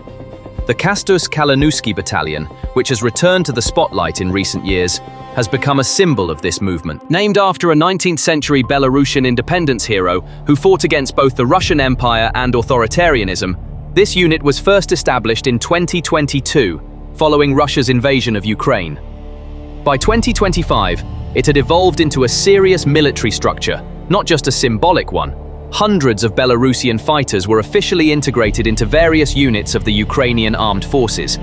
Now, not only volunteer fighters, but also trained unit members, officers with combat experience, snipers and communications specialists were part of these units. Belarusian fighters in Ukraine were not alone on the front lines. The Belarusian diaspora, organized mainly in Poland and the Baltic countries, also participated in this struggle in different ways. Opposition networks working against the Lukashenko regime grew, especially in cities such as Warsaw, Lublin, and Białystok. These networks did not just engage in political activism, they also played an active role in areas such as humanitarian aid to Ukraine, supplying drone parts, clothing, and logistical materials. Some Belarusians were also involved in cross-border intelligence work, providing technical support to volunteer groups analyzing the movements of Russian troops. All these developments fundamentally changed the nature of migration. It was no longer just a matter of leaving Belarus, but of taking a concrete stand against that regime. These people did not just flee the system, they also dared to fight it. Moreover, this took the form of a multi-layered struggle, not only in the form of armed conflict, but also through information flow, media networks, counter-propaganda efforts, and influence campaigns conducted through the foreign press. How this struggle will affect the political arena is a matter of curiosity. Currently, the most important pillar supporting Alexander Lukashenko's hold on power has been the strategic dependency relationship he has built with the Kremlin for over 20 years. This bond was not only economic, it was an alliance at the political, military, and ideological levels. While Moscow reinforced its geopolitical line against the West through Belarus, Minsk relied on Russian loans, energy subsidies, and security support to maintain internal pressure on the regime. For Putin, Belarus served as a buffer zone against NATO's eastern flank and as a rear base for the war machine in Ukraine. However, the energy crisis of summer 2025 painfully revealed that this mutual dependence had reached an unsustainable point. Having lost both its energy infrastructure and supply chain in the Ukraine war, the Kremlin is struggling to satisfy even its domestic market.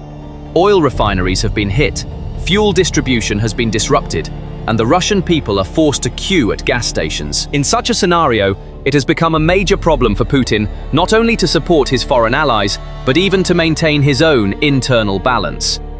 On the other hand, Lukashenko sees that the support he received for years in exchange for being Russia's loyal ally is no longer coming. While his own people struggle with rising prices, declining fuel, and the pains of an externally dependent economy, Putin's silence leaves the Belarusian regime defenseless against the anger of the people. Although the relationship between the two leaders still appears to be a strategic partnership on the surface, this partnership is increasingly becoming a mutual burden. For Putin, Belarus is now a circle he cannot allocate resources to, but does not want to relinquish control of. For Lukashenko, Moscow is both the reason for economic collapse and a political chain that burns all bridges with the outside world.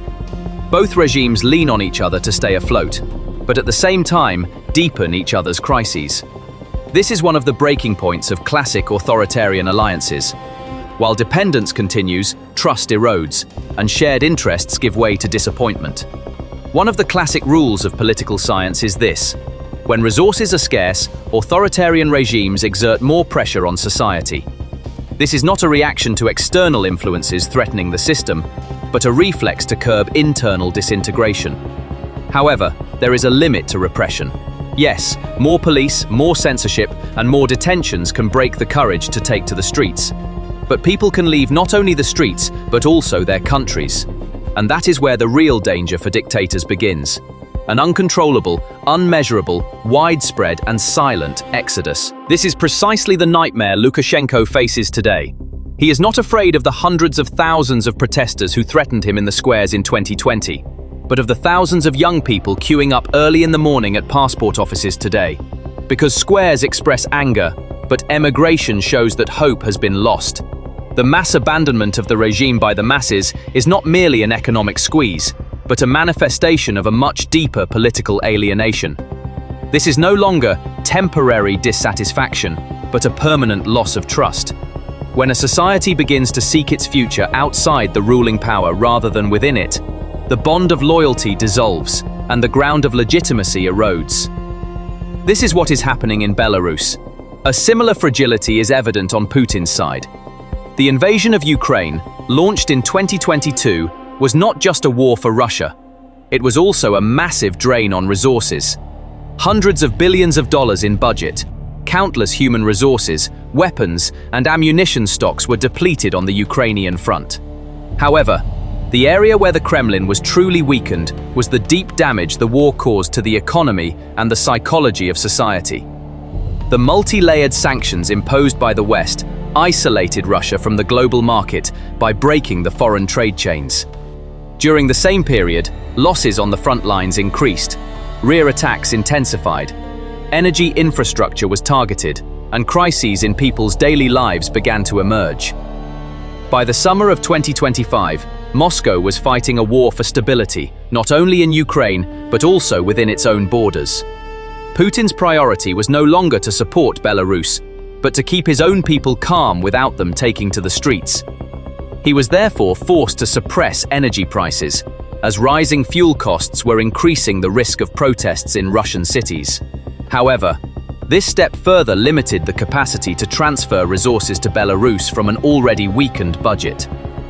The Kremlin began to find itself unable to keep its strategic ally economically afloat. In this situation, Lukashenko's long-standing strategy of Moscow's guarantee began to show serious weaknesses. This is because Putin now assesses Belarus's problems not through the lens of foreign policy reflexes, but through the tolerance limits of the domestic public. There is a crisis of confidence. Lukashenko sees that support from Moscow is not constant. Putin no longer finds Minsk's loyalty unconditional. In such an environment, it is now possible for the two autocrats to drift apart as much as to lean on each other again. Lukashenko may turn his back on Moscow to keep his seat. Putin, meanwhile, could label Belarus an indecisive or disloyal ally and apply more political pressure. The most striking outcome of this scenario is that Belarus would become the arena for the power struggle between these two leaders. If Lukashenko attempts to take independent steps from Moscow, this will be seen as a direct security threat in the Kremlin. This is because Belarus is not only a political partner in Putin's eyes, but also a vital logistical line for the war in Ukraine. Belarusian railways, air bases, and radar facilities are still the backbone of the Russian army's rear support. Therefore, from Moscow's perspective, Belarus's direction is strategic not only diplomatically, but also militarily. The deepening rift between the two leaders indicates that pressure on the Belarusian people will increase. This is because every regime tries to compensate for its own weakness by intensifying social pressure. However, there is a bitter irony here. Neither Putin nor Lukashenko can correctly identify the real threat. Both leaders fear not that the people will rise up with sticks, stones, or in the streets, but that they will line up, get their passports, and leave the country. Because emigration is not just an individual choice, it is a global declaration of a regime's failure. Every young person who emigrates is a potential stolen from the future economic production capacity of Belarus or Russia. Every family undermines the credibility of the propaganda about a stable internal order against the West. Therefore, Lukashenko's real panic is not the level of repression, but the spread of emigration. This panic is manifested in the desperate administrative measures taken. Temporary price caps, symbolic subsidy increases, bureaucratic barriers making it difficult to leave the country. But all these measures can only cause short-term delays.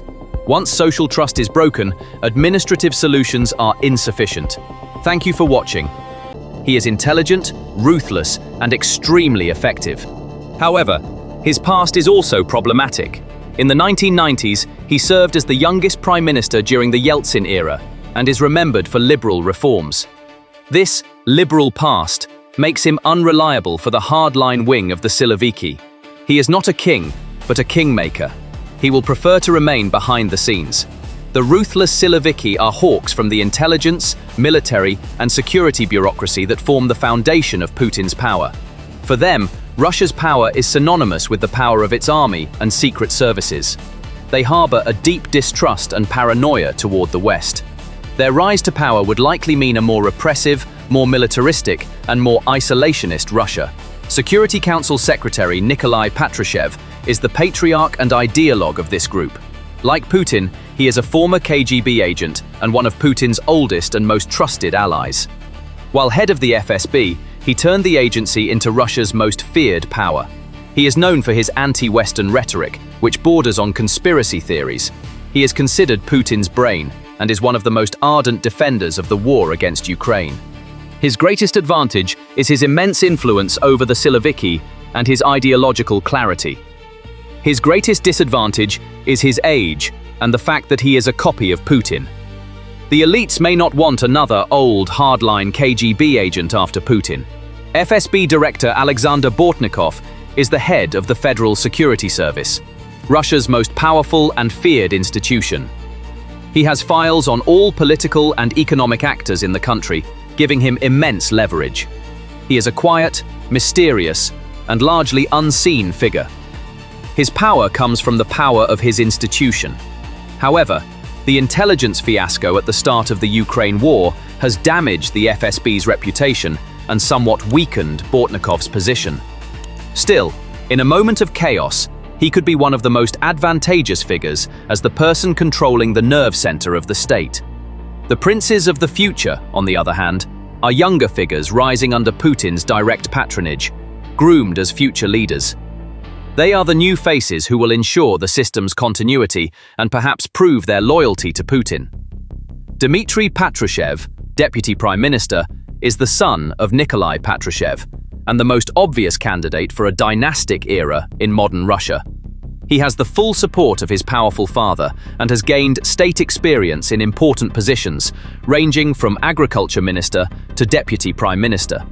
His youth and Western-style technocrat image could make him an acceptable compromise candidate for both the Siloviki and the economic elite. The biggest criticism is that he owes his success more to his father's surname than to his own abilities. Being seen as a product of nepotism could prevent him from gaining respect among the ruthless Kremlin wolves. Alexei Dyumin is perhaps the most mysterious and talked-about name. He served for years as Putin's closest bodyguard and aide, becoming his shadow. This means Putin has absolute personal trust in him. He was later appointed to critical positions such as Deputy Defense Minister and head of the GRU and managed the annexation of Crimea. He is currently the governor of Tula, an important industrial and military region. Dyumin is a complete package, respected in both military and intelligence circles, with political experience. Many analysts whisper that if Putin has a secret successor in mind, it could be Dyumin. Considering these potential candidates and the power centers behind them, three main scenarios emerge for post-Putin Russia. Scenario 1, the Tsar's will, that is, a managed and peaceful transition. This is the most optimistic but least likely scenario. In this scenario, Putin, before his health deteriorates or he loses control, names a trusted successor, as Yeltsin did for him. He transfers power through a constitutional process. In return, he secures guarantees of lifelong immunity for himself and his inner circle, and the protection of his legacy. The biggest obstacle to this scenario is Putin's character. He is a leader who does not fully trust anyone and does not like to share power. He knows that the moment he names a successor, he will become a lame duck, and all the elites will rally around the new power, isolating him. Scenario 2 is a palace coup and internal struggle. This is the most likely and most dangerous scenario. Putin suddenly dies without naming a successor, falls victim to an assassination, or his health seriously deteriorates. In this case, a power vacuum forms in the Kremlin. A ruthless power struggle begins between the Siloviki faction led by Patrushev, technocrats like Mishustin, and perhaps different groups within the army. This struggle is conducted behind closed doors, with arrests, purges, and perhaps political assassinations. Russia enters an extremely unstable and tense period lasting several weeks or months. At the end of this war, the most ruthless, most organized, and most powerful faction, probably a new strongman emerging from within the Siloviki, seizes power. This scenario could drag Russia into an even darker dictatorship. The final scenario is the period of turmoil. This is the worst-case scenario. The Boyars' War in the Kremlin drags on without a winner emerging, completely paralyzing the state's central authority. As different factions destroy each other, the state's control weakens. In this chaotic environment, regional leaders like Ramzan Kadyrov could declare de facto independence with their own armies. Separatist movements in Tatarstan or other ethnic republics in the Caucasus could reignite. Different units of the army could pledge allegiance to different leaders, bringing the country to the brink of civil war. This would mean a massive country with nuclear weapons collapsing inward and becoming a failed state. The consequences of this scenario would be catastrophic not only for Russia, but for the entire world. Ultimately, Vladimir Putin's speeches about immortality actually reveal his greatest tragedy and dilemma. For 25 years, he has worked to rescue Russia from the chaos of the 1990s and build a stable, powerful state. However, in doing so, he created an extremely fragile system that concentrates all power in his own hands, relies on personal loyalty rather than institutions, and has no plan for what will happen after him. He has essentially mortgaged Russia's future to secure his own political immortality. His refusal to designate a successor is not a show of strength, but rather a sign of deep weakness and fear. Because he knows that the day he names an heir, he will also be announcing the beginning of his own end. Therefore, he tries to stay in power by pitting the wolves around him against each other, making everyone dependent on him, and using uncertainty as a tool of governance. However, this strategy only delays the inevitable end. Eventually, time will run out, and when that day comes, the legacy Putin leaves behind will most likely not be the powerful Russian state he claims to have rebuilt, but a country ready to be swallowed up by the power vacuum he himself created. A country sliding into chaos. The Tsar, who has become the greatest prisoner of his own system, may have to face his greatest fear, the flood after him. This panic that began in the Kremlin is only the first sign of the approaching storm. If you enjoyed this analysis, don't forget to like the video, subscribe to the channel, and share your thoughts in the comments. How do you think this Kremlin power struggle will end? Each of your comments helps us expand the discussion on this topic.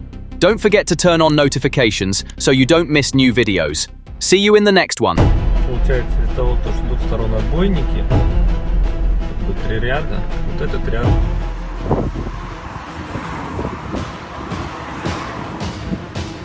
Trains are stopped in Crimea. Military convoys cannot pass through Kerch.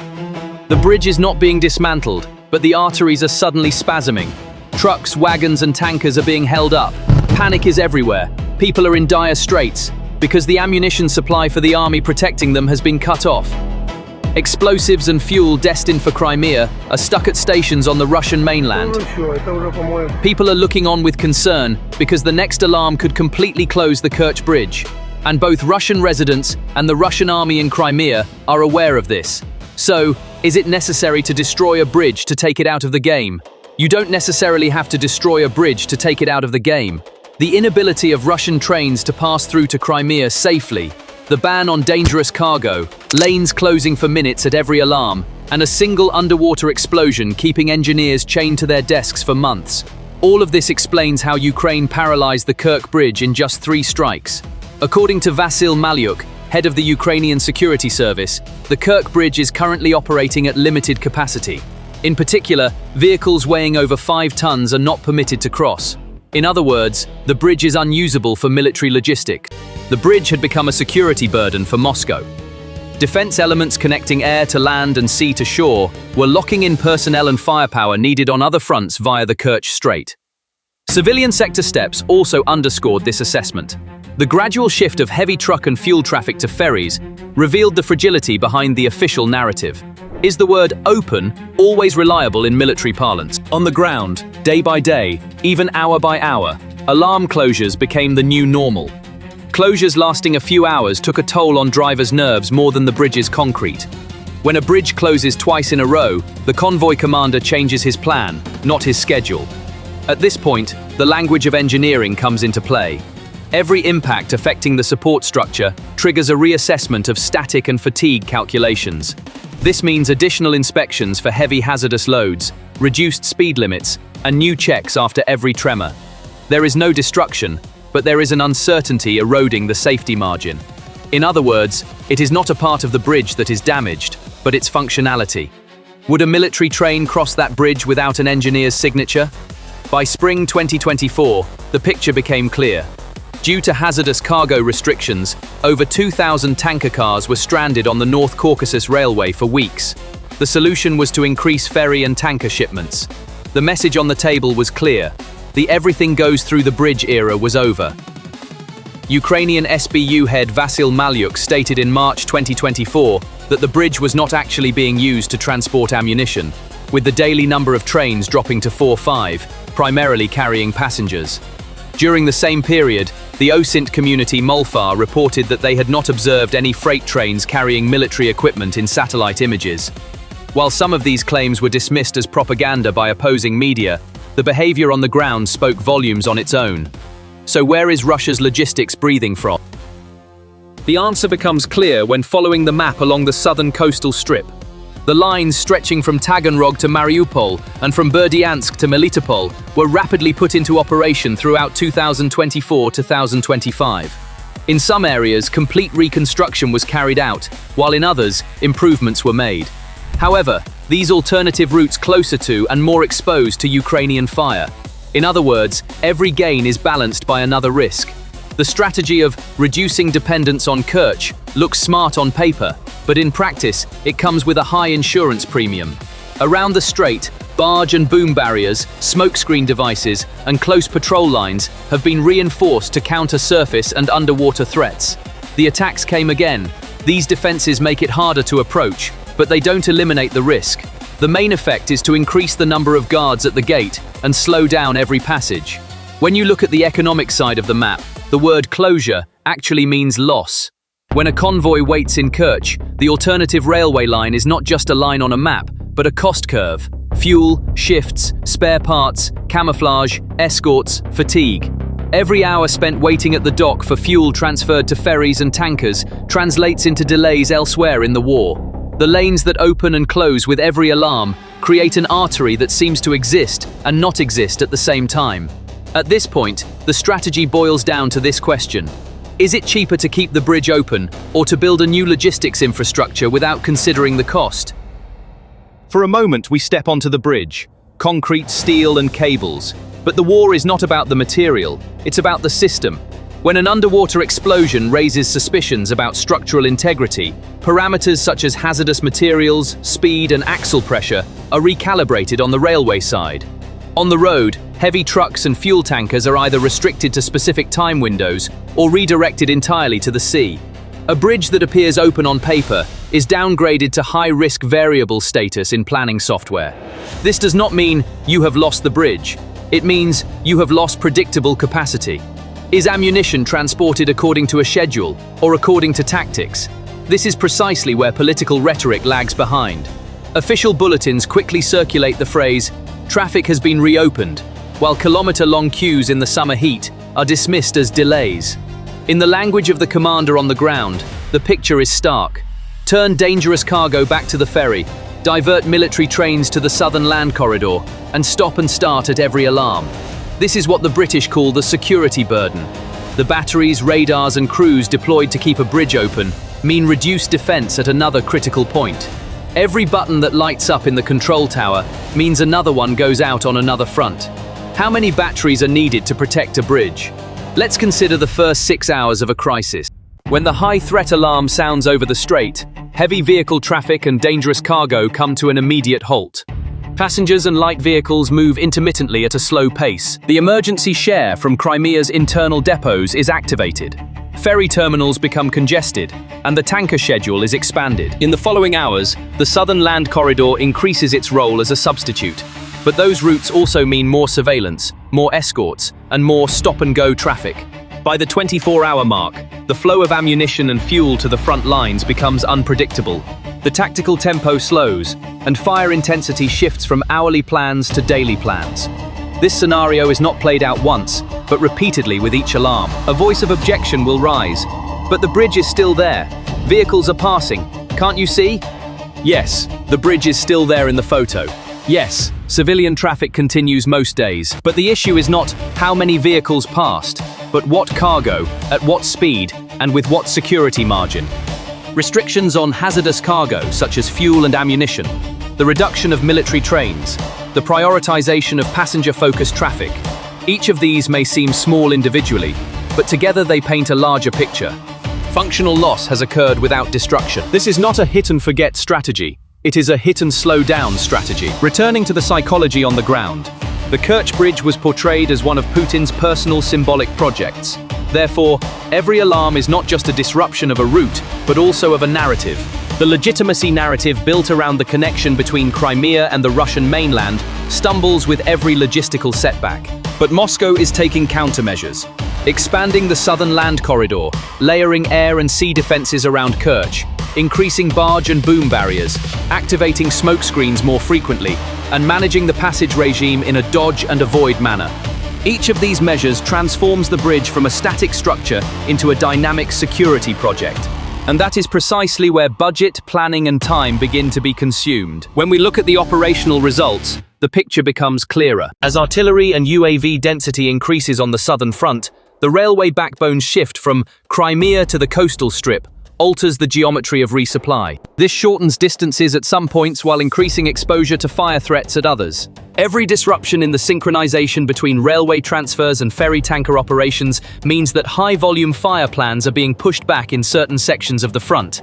When the hourly rhythm of supply shifts to a daily rhythm, the sound of artillery fire grows fainter.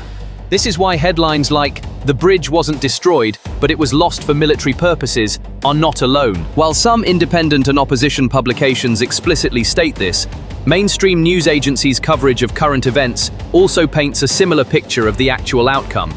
Another critical detail is the mindset of decision-makers. The road bridge is constantly in the public eye as part of daily life.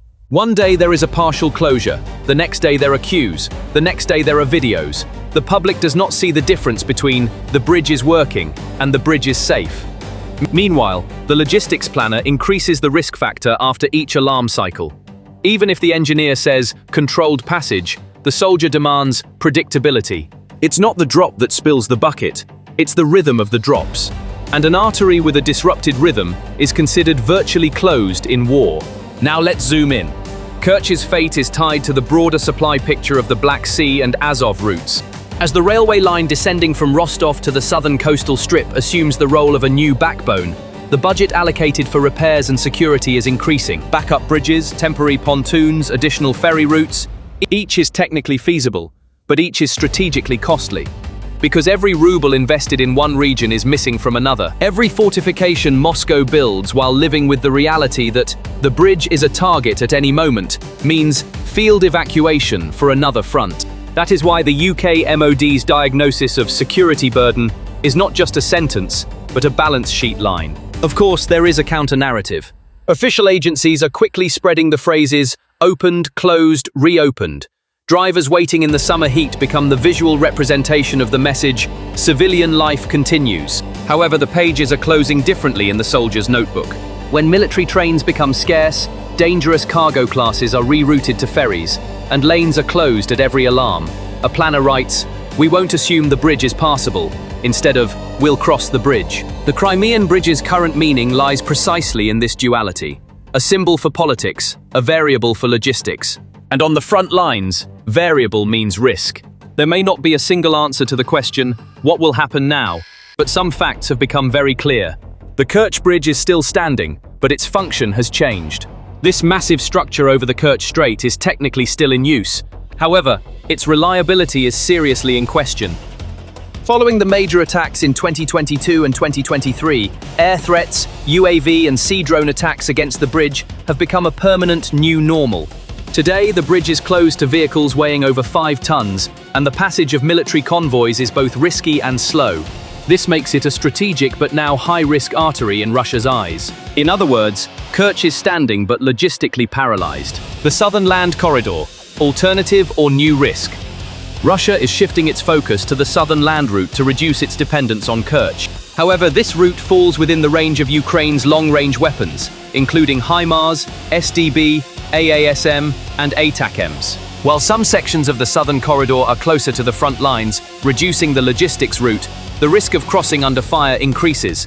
Thus, the alternative Moscow sees as a solution comes with new vulnerabilities. The sea route is expanding, but is dependent on weather conditions and the threat of UAVs. Restrictions on the bridge have placed a new burden on ferry and tanker traffic. Military-civilian transport operations using floating platforms across the Black Sea and the Sea of Azov are increasing day by day. However, these routes are both dependent on weather conditions and vulnerable to UAV attacks. In particular, Ukraine's recent attacks on ports, docks, and moving ships using maritime drones are testing Russia's maritime security capabilities. Even a slowdown in all transportation during a stormy week directly affects troop rotations and ammunition resupply. Engineers and commanders are back on the scene with every alarm. Every time there is an attack on the Kerch Bridge, it is not just missile and drone threats that come into play. Engineers' emergency damage assessment, security experts' traffic diversion protocols, and command-level decision algorithms are also reactivated. The trucks waiting in the field, the slowing buses, and the vehicles nervously turning back onto the bypass road are not just a civilian ordeal, but a strategic indicator. Every delay on the front lines is a window of opportunity for the enemy. When an artillery battery receives its ammunition 2 hours late, an attack is delayed by a day. A defense that was about to collapse is closed. That's why Kerch is not just a bridge today, it's a time machine. Who uses time better is more valuable than concrete. Ебать! Твою мать, блядь!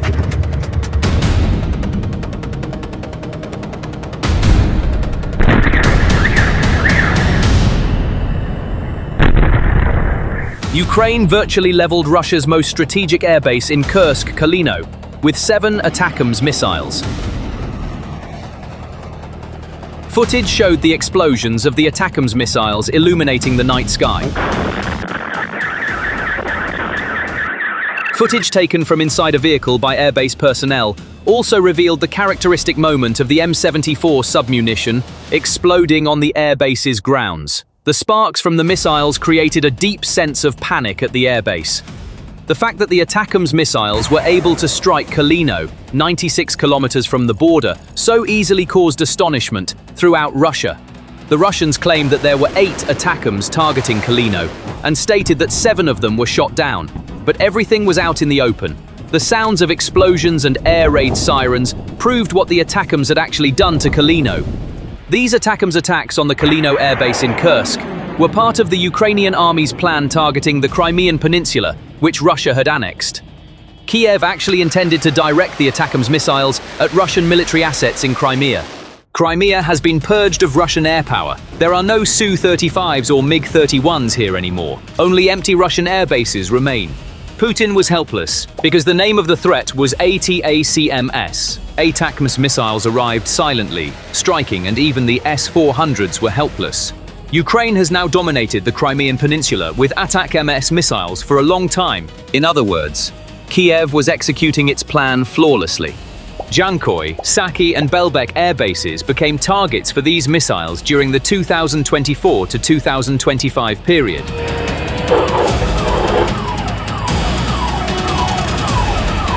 Kiev actually signaled what it could do in the future, with these missiles starting in the summer of 2024 in Crimea. In May, the Belbek air base was hit by American-made ATACMS missiles. An ATACMS missile was fired with great force at the Belbek air base, located 230 kilometers from the front lines in southern Ukraine. The missile penetrated the Russian air defense system all the way to Belbek, causing an incredible explosion at the airbase.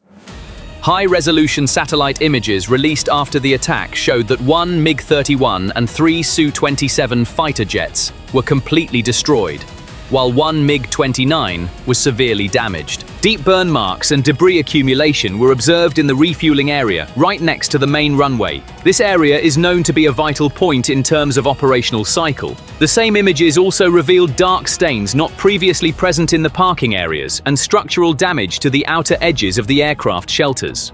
Open-source intelligence sources shared photos indicating that an S-300/S-400 air defense system stationed in Belbek had been hit. It is understood that the 92 N6 Gravestone radar, a critical radar component of the S-400, was targeted, and this loss is considered to have created a serious gap in Russian air defense integrity. After this attack, noticeable changes occurred in the layout of Belbek. The construction of heavily fortified shelters accelerated, aircraft were moved further inland, and the density of the parking area was deliberately reduced. Thus, the difference between the visible power of a base and its real power became apparent for the first time in such a clear manner. Russian forces on the peninsula suspect that the Ukrainian army could also carry out ATACMS attacks on the Kerch Bridge.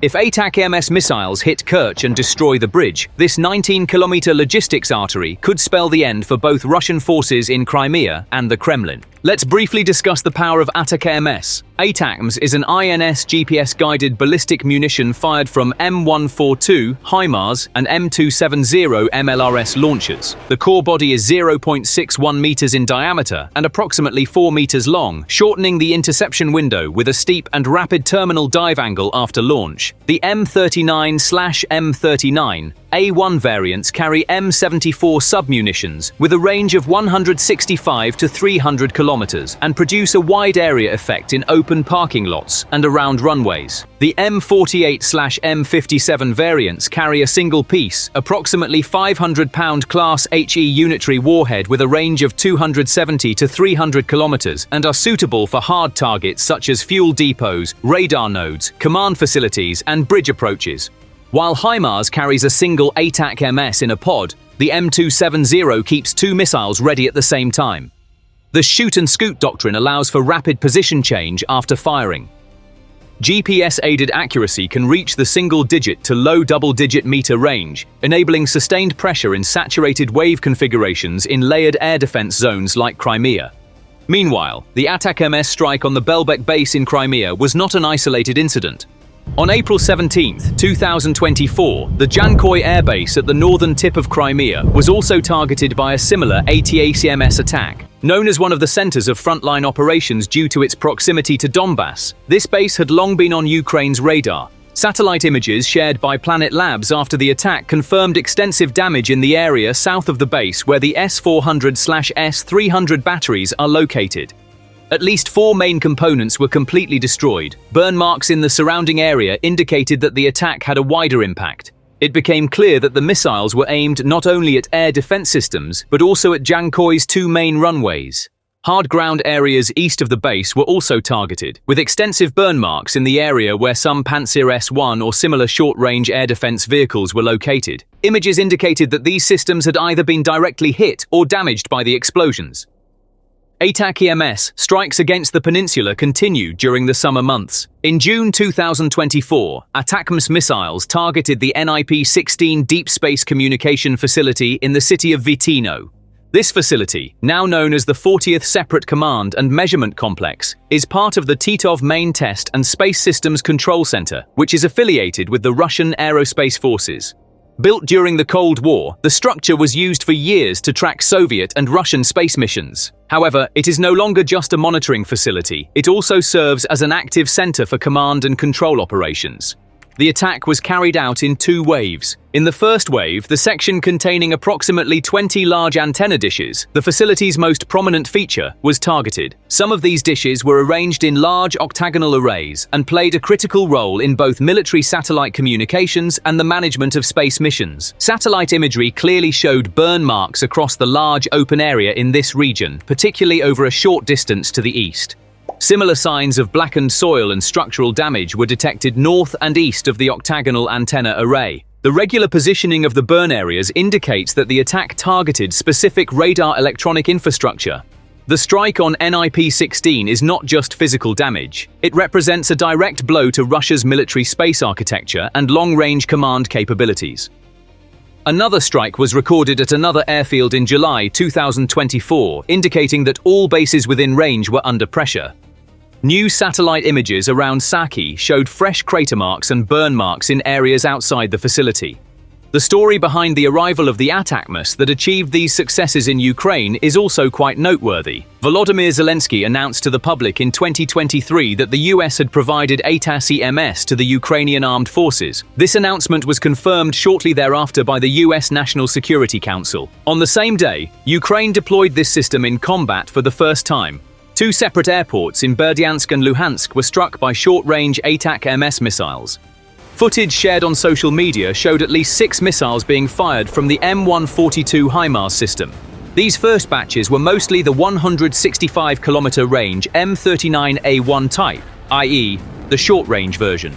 However, this step signified crossing a threshold in the profile of support the West was providing to Ukraine in the war. From that moment on, ATACMS became not just ammunition, but a geopolitical message and an element of strategic balance.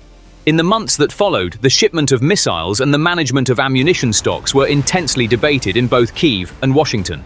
In the spring of 2024, deliveries of advanced variants with a range of up to 300 kilometers began. The political limit set by the US during this period was clear: Ukraine could only use these missiles over its own occupied territories. In other words, attacks on Russia's mainland were not possible with these weapons. However, this situation did not last long. By early 2025, signs began to emerge that some of the ATACMS provided by the US to Ukraine included modified and upgraded long-range models. This development marked a critical threshold in the course of the war. Kyiv now had an effective and sustainable deterrent at its disposal, capable of precision strikes at greater distances. As the range increased, the map changed. If political will strengthens further and the US decides to deploy the PRSM family, the new generation derivatives of ATACMS, these systems with a range of 500 kilometers will reach a point where they threaten Russia's A2/AD networks deep within its territory. Command centers along the Crimea-Rostov line, logistics arteries around Kerch, missile radar systems, and air bases would now become fixed targets. This is because Russia's southern logistics depend on two main corridors, the Kerch Bridge and the railway road extending to the peninsula via Melitopol-Jankoy. ATACMS is not a direct one-shot, one-kill solution for Kerch. However, intermittent strikes on soft targets such as bridge approach ramps, railway junctions, signaling areas, fuel, supply storage, and locomotive parks can permanently reduce total capacity. Ukraine has already increased the cost of defending Kerch since the summer of 2024. The damage the bridge has sustained from previous attacks and repeated closures has demonstrated how risky the single artery dependency is. The ATACMS range also allows you to target the railway junctions through which cargo enters Crimea. The pressure on Jankoy is a typical example of this. If the radar eye and fuel rail junctions are strained within the same week, the frequency of trains at convoys returning from Rostov to Crimea decreases. Each decrease increases the need for and cost of forward storage. This thins the buffers in the flow of ammunition and fuel approaching the front. Thinner buffers make it harder for the front to maintain its tempo during surprise night operations. A rhythm that forces Crimea's air and logistics network to operate at half capacity every week incurs 3 permanent costs for the Russian side: air defense ammunition component consumption, repair hardening investment, and freight insurance premium differences. The cost of 48 N6/9 M96 class interception munitions and the cost asymmetry of the ATACMS UAV mix create a reverse leverage effect on the defender's budget. 24 interception fires in one night can result in a multiplier bill for the attacking side's expenditure on UAVs, plus several ballistics. Shelter and distributed fuel investments reflected in satellite imagery mean continuous increases in concrete, steel, and labor costs. This investment may reduce destruction, but does not eliminate the cost. The increased risk of attacks on ports, roads, and railways around Crimea triggers not only temporary transportation disruptions, but also a systematic cost spiral. Every possibility of attack translates into a direct insurance problem for carriers and logistics companies. This causes insurance companies to raise premiums. Moreover, this increase applies not only to traditional transportation, but also to alternative transportation structures known as the shadow fleet, established to circumvent sanctions. So even if the name of the risk changes, the market prices this cost in any case. The ripple effect of this cost is multi-layered. Every attack or sabotage means that the damaged infrastructure is out of service during the repair period. This adds delays to the transport chain on an hourly or daily basis. Every hour of delay extends delivery times, which in turn leads to order cancellations or compensation penalties due to the failure of both intermediate goods and final products to arrive on time. At the same time, this situation directly affects the inventory management of manufacturers or suppliers. For the defense industry in particular, such logistical disruptions turn into a serious planning crisis. Since the sustainability of the front line depends on the continuity of ammunition and spare parts flow, even if alternative routes are created for such risky lines, complete security cannot be guaranteed. This forces military planners to carry more forward stock. In other words, the required ammunition and parts must be sent to the front in advance and in larger quantities than expected. However, this situation requires increasing storage capacity, raising the transport volume of the logistics chain, and tying cash flow to these pre-transported stocks. In other words, a serious relaxation of financial discipline is emerging in the name of the sustainability of the war. This scenario affects not only the transport chain but also the fixed infrastructure itself. Hardening investments initiated after losses at facilities such as Belbek Air Base are directly included in the budget. Although these construction activities create some employment and spending for the local economy, in military terms, the cost-benefit curve is often negative. This is because these investments do not prevent attacks, they only attempt to mitigate their impact. And this is not sustainable. News about air bases and bridges creates a perception of constant fragility, not only operationally, but also in civilian psychology. Flight bans, traffic restrictions, temporary bridge closures, and the alert regime in coastal defense periodically disrupt daily life on the peninsula. Tourism, retail, and small businesses are directly affected by this fluctuation. The tension between the budget allocated for repairs and social services grows. As emergency shelter and critical day stockpiling behaviors become widespread among the resident population, the definition of normal recedes in a way that is difficult to regain. Rotation and leave plans for military families become more uncertain. Uncertainty breeds fatigue. Semi-permanent migration flows within and outside Crimea intensify. This creates a second wave of pressure on civilian infrastructure. As the defense rhetoric hardens, the civilians' daily response may become detached from the language of politics. This disconnect is the unseen cost of a long war.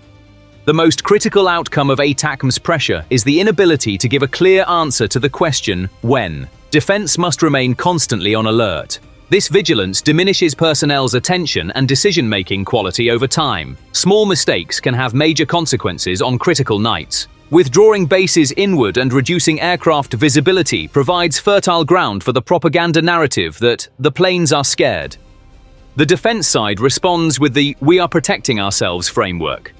Partial closures of bridges and rail lines repeatedly convey the message that transportation is fragile to both civilians and military personnel.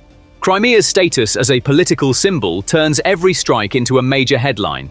This is the multiplier of psychological impact. The attrition strategy produces a more stable pressure graph than a single night of victory. As society becomes accustomed to the alarm, it fixes the new normal at a lower expectation. This is an advantage for the side of the war that plays in favor of time. So what is Russia doing? In the short term, it is responding with defense, broader false targets, intense EW, distributed fuel, relocatable radars, and shelters. In the medium term, the focus is on thickening anti-drone, anti-surface layers around Kerch, creating backup routes on rail lines, and shortening the reaction time of repair engineering units. In the long term, new lines that would reduce dependence on a single artery are discussed in theory. In practice, cost, time, and security limit this. In the political sphere, the rhetoric of expanding the buffer zone has been part of the Kremlin's line since April 2024. However, the logistical and manpower implications of this rhetoric are already constrained by high attrition rates on the Ukrainian front. The protection of Crimea remains one of the steepest cost-risk curves. In short, Crimea is not just a strategic piece of land on the map. It has also become the nerve center of Russia's security narrative, its claim to military capability, and its geopolitical prestige. Every successful strike with ATACMS missiles hits not only a target, but also the Kremlin's capacity to balance the costs of war. Because now every attack creates a wide range of effects, from economic balances to civilian psychology, from military mobility to foreign policy rhetoric, not just a runway or radar system. Every new explosion in Crimea shows that Russia is bleeding a little more in its war of attrition, that its patience is running out as much as its ammunition. If this rhythm continues and Western support remains uninterrupted, holding Crimea may become not only strategically but also mathematically impossible. And this possibility could be the beginning of an end that Moscow is not prepared for. Thank you for watching. The single-track railway corridor between Zaporizhia and Crimea was cut off overnight. This disruption destroyed Moscow's last functional hope of securing Crimea via its land corridor. This railway was the only means of supplying the Russian army in Crimea. Field videos showed tanker cars burning east of Tokmak and confirmed that repair crews were unable to approach the area due to smoke and heat along the track. The Ukrainian side presented this strike not as an incident but as a planned operation to cut off the lifeline to Crimea. The coordination between Ukraine's 65th Mechanized Brigade and military intelligence units amplified the impact due to the train being loaded with fuel. Due to the single-track structure, heat, rail geometry distortion and Travers carbonization occurred simultaneously. The dependency of the Crimea-bound flow on the Tokmak-Melitopol segment led to the entire plan being disrupted by the burning of a single train. On the day the incident was confirmed, numerous independent reports emerged indicating that the line was not temporarily closed but had been shut down on an operational scale.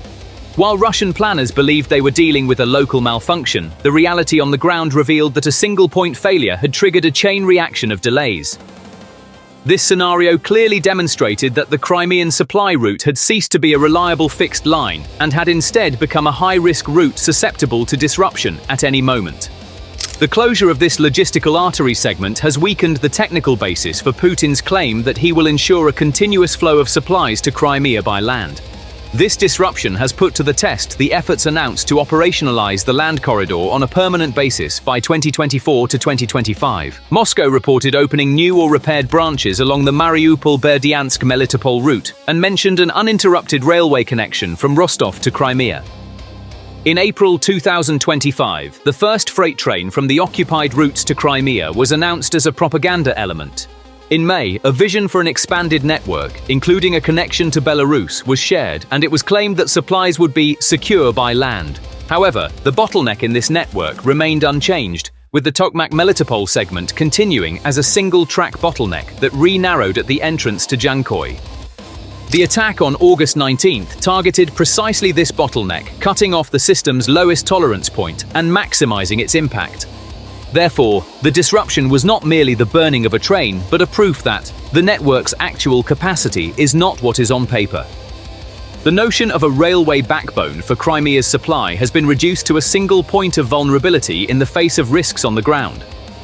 Ukraine's planning has established a hit-and-run cycle that exploits this vulnerability. Each time this cycle repeats, Putin's claim to secure Crimea by land becomes more hollow. So how did Kyiv achieve this? Ukraine's railway-centric attack model evolved from strikes targeting locomotives and fuel trains to operations aimed at disrupting the line geometry.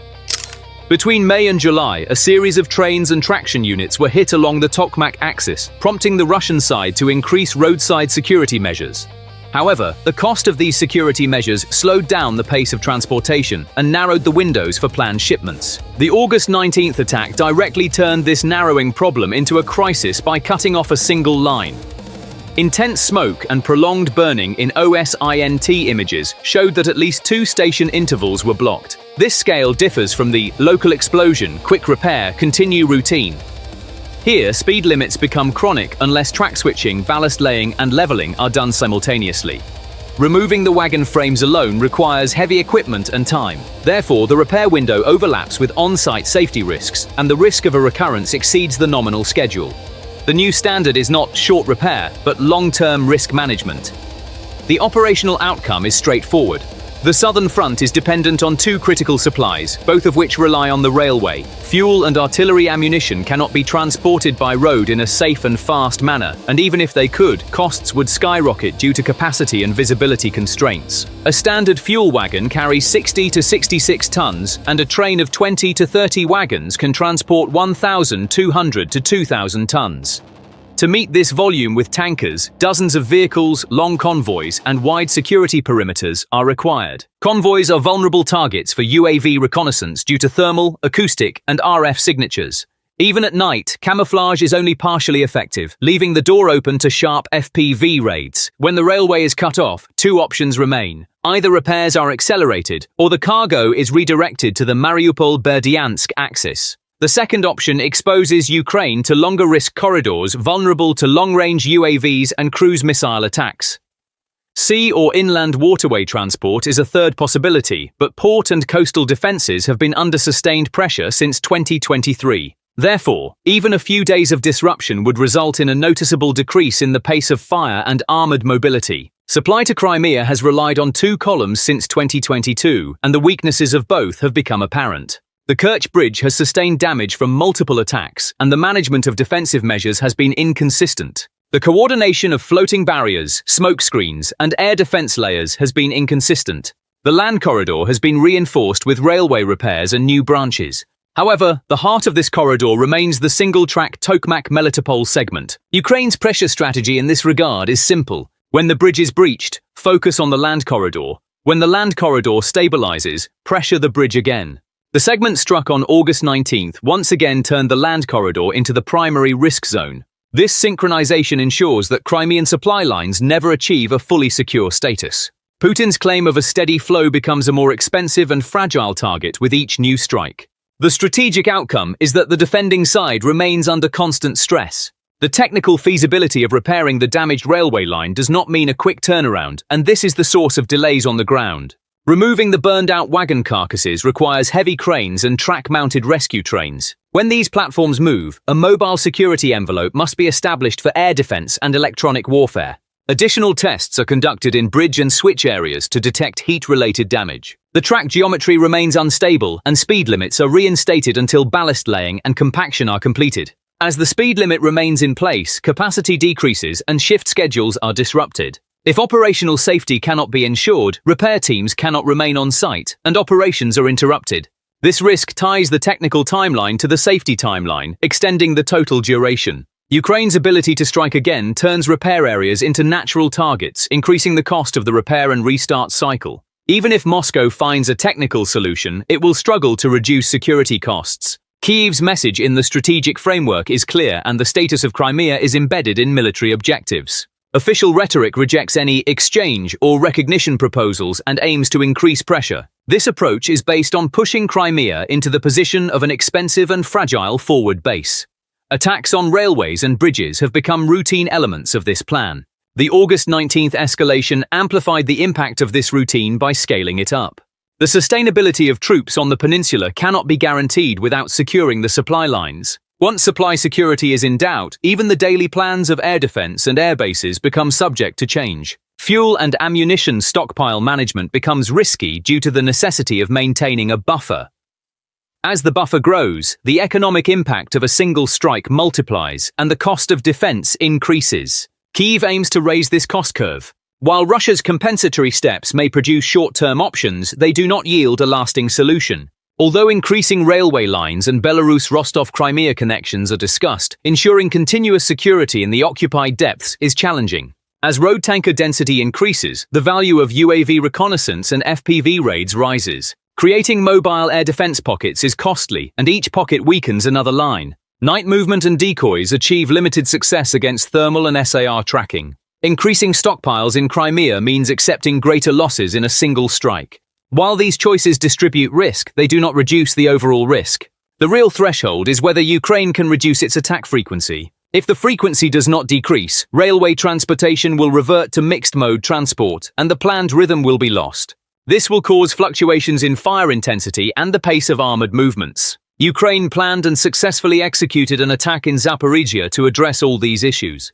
The timing of the attack was not coincidental and amplifies the calendar effect. Mid-August marks the peak of the summer shipment rhythm and the period when pre-winter stockpiles are being built up. A fuel train being hit during this window disrupts not just that day's operations but the entire weekly plan. Units facing a fuel crisis are forced to be more cautious in their maneuver decisions. Artillery plans are also rewritten based on ammunition and supply rhythms. Every day of the disruption reflects in the daily calculations of battalions and regiments at the front. A delayed shipment means the postponement of an attack wave. As the number of delays increases, operational pressure decreases and defensive gaps open up. These gaps are not always immediately visible, but they reduce the overall effectiveness of plans. Ukraine is trying to make this disruption of rhythm permanent. On the other hand, the question of whether the single-line rhetoric is rhetorical or real requires a technical answer, and the answer is operational necessity. There are always alternative lines on the map of the railway network. However, the number of lines that meet security and continuity criteria in the depth of the occupation is small. When the lines coming from Kerch are blocked by security restrictions, the north-south flow becomes congested around Tokmak-Melitopol. This segment is an indispensable part of the flow that intensifies again at the Jankoy entrance. Therefore, the term single track refers not to the legal engineering map, but to the actual capacity map. Ukraine's target is precisely this backbone of actual capacity. The prolonged duration of the fire and the extension of the blockade between stations amplify the effect of actual single tracking. Even if an unscheduled route is put into operation in the short term, a loss of volume and continuity is inevitable. Therefore, the single-line vulnerability narrative is consistent with the results on the ground. Russia does not want to believe these results. This is because confirmation of the incident came from different channels and the traces on the ground matched. While local administrative channels reported that the fire could not be brought under control for a long time, publicly available videos confirmed the coordinates. Posts pointing to the east of Tokmak and around Molokhansk highlighted the possibility of two-pronged impact in the same corridor. Ukrainian sources implied that the striking elements were UAV teams affiliated with the 65th Brigade. But the results are clear, and the Kremlin cannot hide them. The real actors here are small teams similar to Ronin. These are structures capable of making quick decisions in a reconnaissance strike chain. The serial neutralization of targeted sites indicates that Ukraine's chain has matured. The risk perception for railway users has risen overnight. Assumptions about invisible routes or nighttime security have collapsed. From now on, every train must move with broader security measures and at lower speeds. This situation signifies a decline in Russia's actual capabilities. On the other hand, the increased risk to railways in Crimea's defense planning following this attack has made it necessary to rewrite stockpiling and distribution strategies. As buffer stocks are expanded, the secondary damage from a single hit grows. As depots are dispersed, the coverage of air defense spreads over a wider area, increasing vulnerable points. Ukraine can target these weak points with small, frequent strikes. Crimea's layered air defense structure is forced to redirect resources to multiple regions within the same day. Railway disruptions make this necessity for resource redeployment more frequent. When resources are limited, strengthening one area leaves others temporarily vulnerable. Strikes timed to exploit these brief vulnerabilities yield high efficiency. The coordination of air-sea targeting with railway pressure thus creates a multiplier effect. The result is a decline in Crimea's reliability as a logistics base. The message is also clear on the political front and consistent with the military picture. Kyiv has repeatedly stated that it refuses to make Crimea's status a subject of negotiation. This statement is supported on the ground by pressure on railways and bridges. Every successful disruption reinforces the feeling that investments in external support channels are paying off. The rhythm of support is directly related to the visibility of effects on the ground. The rapid confirmation and widespread resonance of the August 19th incident fueled this relationship. Moscow's claim that the network is complete has become less convincing with each new strike. The contradiction between this claim and the disruptions on the ground gives Kyiv an advantage in the war of perceptions. As railway disruptions become more frequent, political pressure increases. This pressure affects the initiative at the negotiating table. The Russian side's patch and continue reflex may get trains moving again in the short term. However, the increased security costs will make transportation inefficient and reduce total capacity. Each repair site requires additional air defense, electronic warfare, and camouflage. These packages must be sourced elsewhere, creating a chain of vulnerabilities. The safety of repair teams becomes a planning item in its own right. Large rescue trains and cranes leave radar and optical traces. Ukraine uses these traces to increase its chances of a second strike. As the likelihood of a second strike increases, repair times lengthen and nerves fray. When planning confidence declines in railway operations, performance deteriorates automatically. This is as effective a result as the physical damage caused by attacks. As I have seen so far, what is targeted in Zaporizhia is more than just a train. The real target is rhythm planning. Railway transportation operates on rhythm, and when the rhythm is disrupted, operations reverse. This disruption prolongs station occupations, disrupts locomotive rotations, and compresses train formations. This compression leads to the accumulation of scheduled shipments and prioritization conflicts. When military transport priorities change, civilian logistics are also affected and overall network efficiency declines. As end-of-month plans slip, the need for urgent transportation of fuel and ammunition increases. Urgent transportation further increases security and costs. This spiral eventually produces self-perpetuating inefficiency.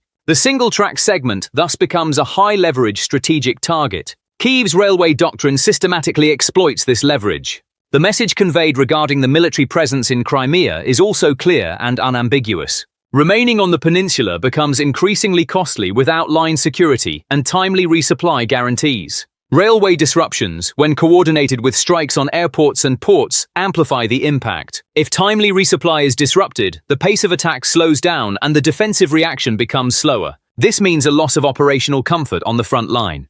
The loss of operational comfort returns as increased casualties and missed opportunities. The Russian side is trying to address this situation with more air defense and thicker stockpiles. However, resources are limited, and the area of intervention is vast. Strengthening one area weakens another. Ukraine's planning seeks to exploit this imbalance. The political and military significance of the land corridor has been reopened for debate with this attack. Since 2022, Moscow has placed the land connection to Crimea at the center of its strategy. The announcement of new routes and the first freight train demonstrations aim to create the perception of a completed network. However, a completed network cannot hide its fragility if it includes single-track bottlenecks. A segment that can be closed with a single blow renders the entire narrative meaningless. The reality on the ground is more decisive than the lines on the map. If Ukraine cuts the line today, it could target repair crews or bridge abutments tomorrow. This possibility makes the claim of completion unsustainable. The images from August 19th tore away Russia's propaganda veil. The railway to Crimea is now a permanent risk factor in planning. The conclusion directly touches Putin's equation of hope and is not merely a matter of perception. The effective closure of the Zaporizhia-Crimea line removes the assumption of uninterrupted supply to Crimea and places it in a constant risk zone. This transformation weakens the Kremlin's narrative of permanent security on land at a technical level. Repairs are possible, but every repair comes with a new target and new costs. As Russia shifts to alternative routes and modes, total risk and costs increase. Ukraine, meanwhile, aims to keep these costs at a consistently high level through repeated strikes. Railway attacks are no longer isolated incidents, but a core tool of a long-term attrition strategy. When this strategy succeeds, the strategic value of Crimea diminishes, and the sustainability of deployed troops comes into question. On the night of August 19th, this mechanism was clearly demonstrated. The central question now is, no matter how quickly Moscow repairs the infrastructure, how frequently can Kyiv disrupt this rhythm? Thank you for watching.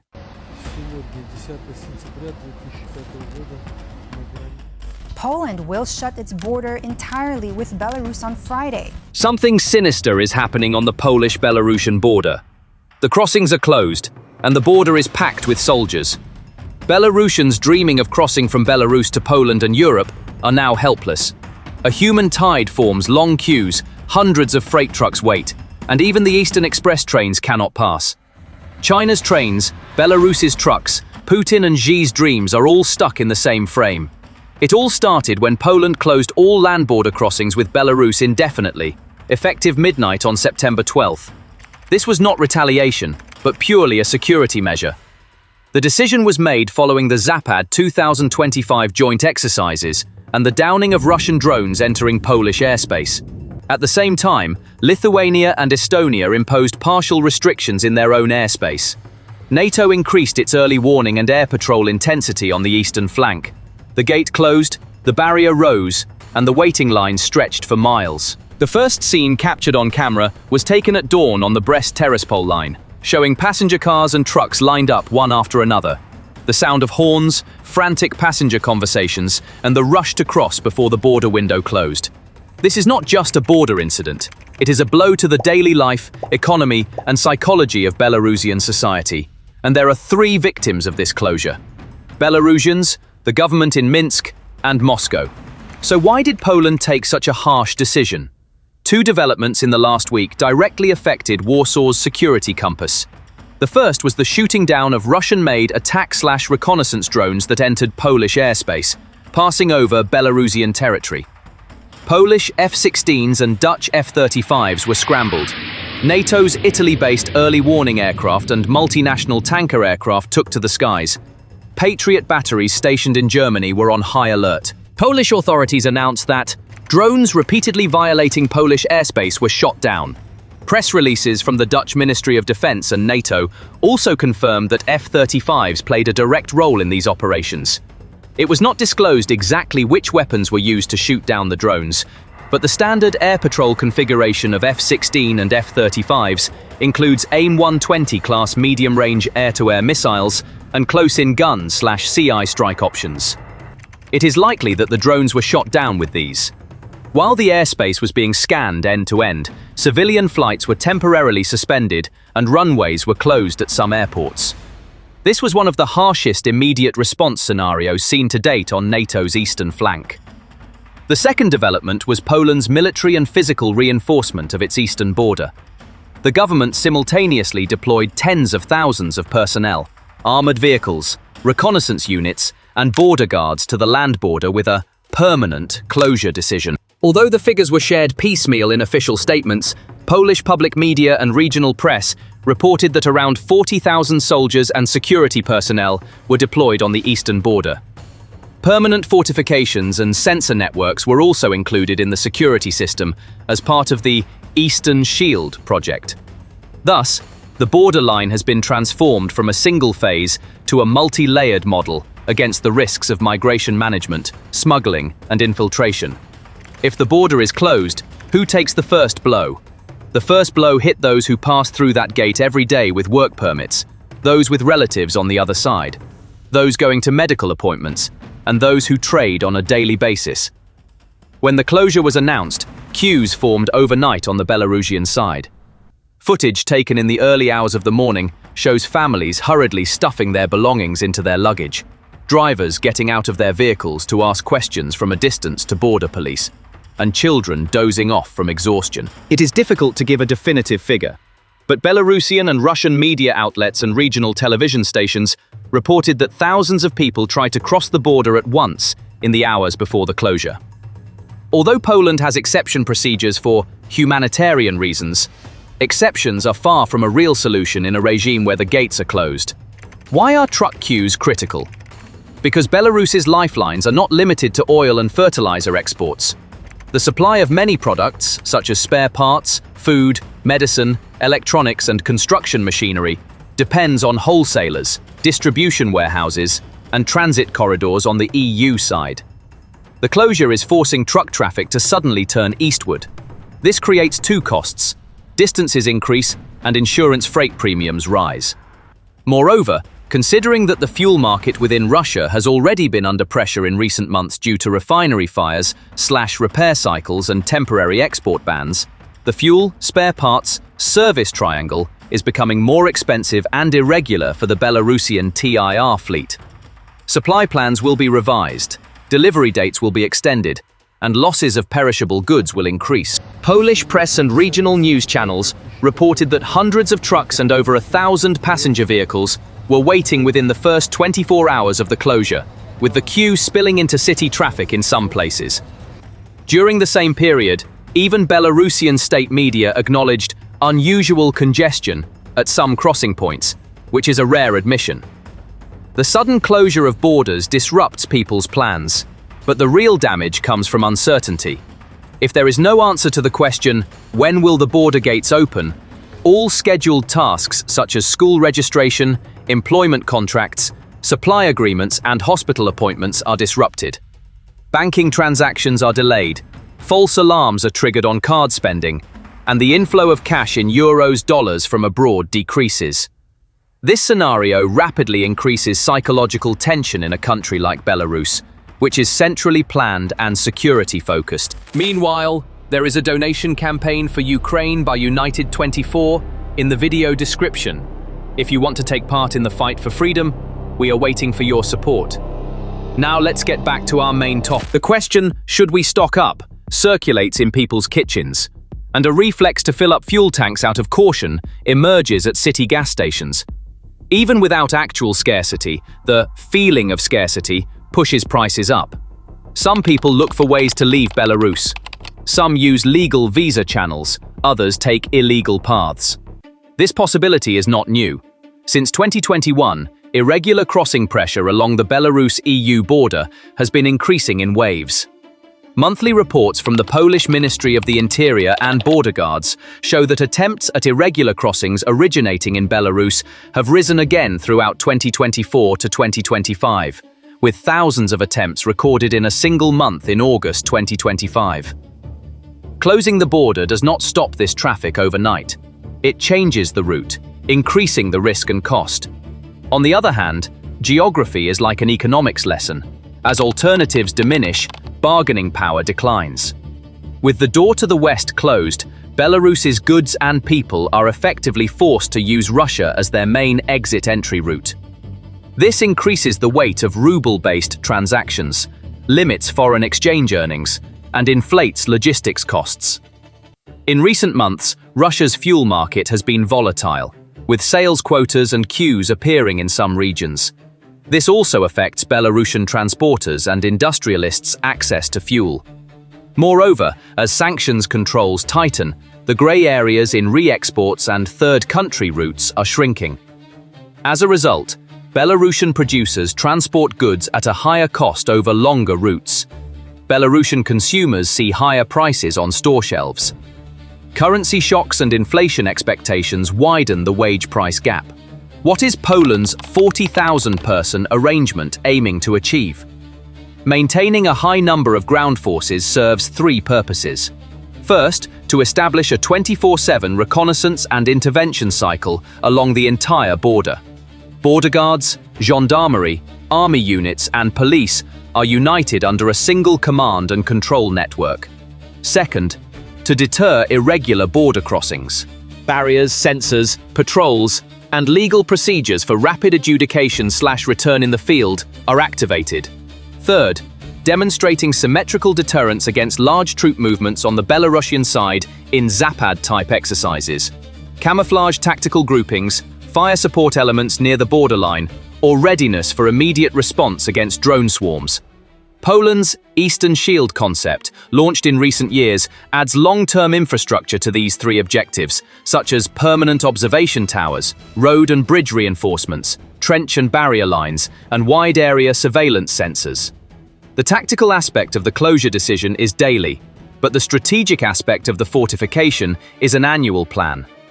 Videos taken before the closure show Belarusian license plates lining the roads, people waiting in line for toast and tea at roadside waiting areas, and people walking near the border with baby strollers. Local opposition channels and Poland's Belarus-focused broadcasts aired these sequences one after another. In cases compiled by Medusa from the field, it was noted that on the day of the closure, nearly 1,500 vehicles waited in line for hours, and hundreds of trucks were lined up in parking pockets. TVP footage shows armored patrol vehicles, temporary checkpoints, and the distribution of drone counter-drone equipment in the column of troops deployed to the border. These images also serve as the visual component of Warsaw's message of "We are ready" to both its domestic audience and the outside world. In the restricted airspace arrangement coinciding with the days of the exercises on the Lithuania-Estonia axis, civilian routes were redrawn and temporary closure route correction announcements were made at some small airports. So, what is the source of the panic in Belarus?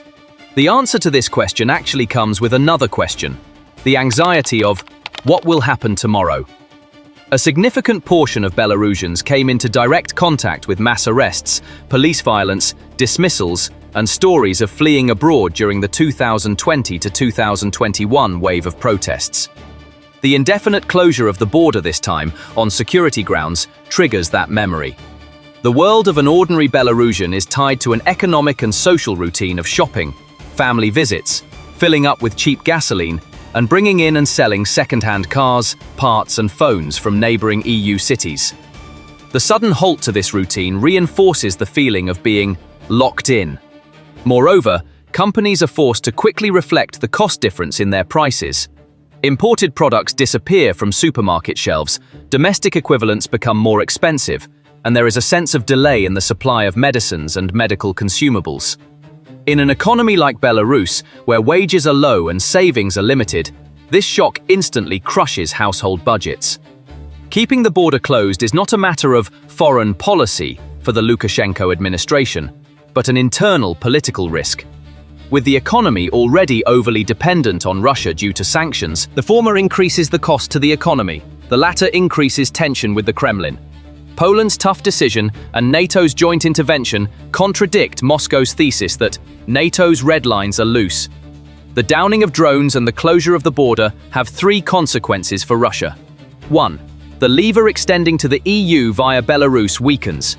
The hybrid migration pressure and the gains from tactical tension at the border diminish. 2. NATO's air-land joint reaction chain has been tested and appears to be operational. This increases the risk of new steps.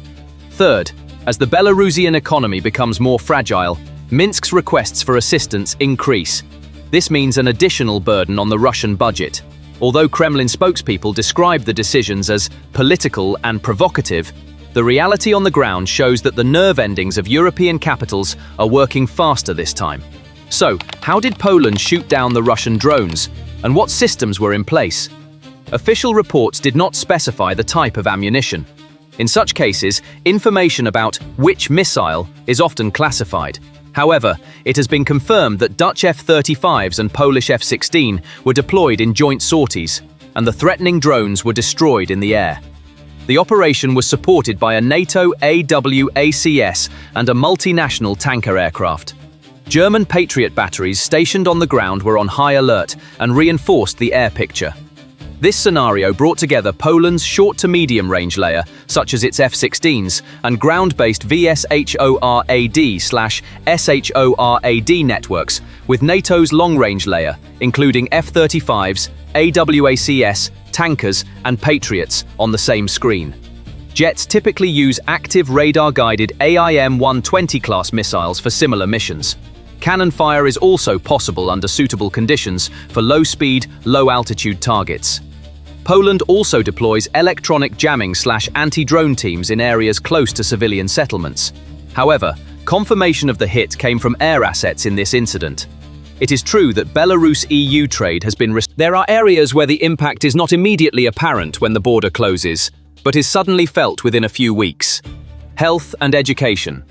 Some medicines and consumables come from the EU, even if equivalents are available in Russia. The quality delivery time-price triangle puts pressure on hospital management. International programs in schools, student-teacher exchanges, and academic exam certification flows are also disrupted. In cities, simple questions like, "Our child is going on Erasmus, what will happen?" become more common. In the short term, most of these questions cannot be answered with anything other than wait and see. As uncertainty increases, the visibility of internal security forces in the field increases.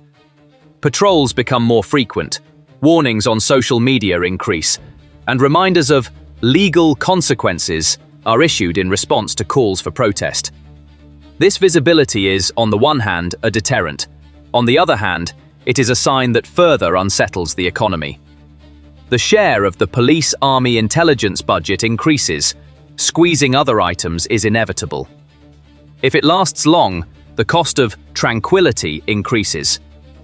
Warsaw is managing this crisis within NATO as a multilateral file. Joint engagement in the drone incident. National discretion in the border closure decision. Pursuing these two lines simultaneously increases deterrence while controlling escalation. Warsaw is careful to stay on the same page with Berlin, The Hague, Rome, and Brussels. The Polish president's approval of the deployment of NATO forces in Poland has also strengthened the institutional layer of this joint stance. Although the border closure is described as temporary on the Polish side, past experience shows that security-related measures rarely relax quickly.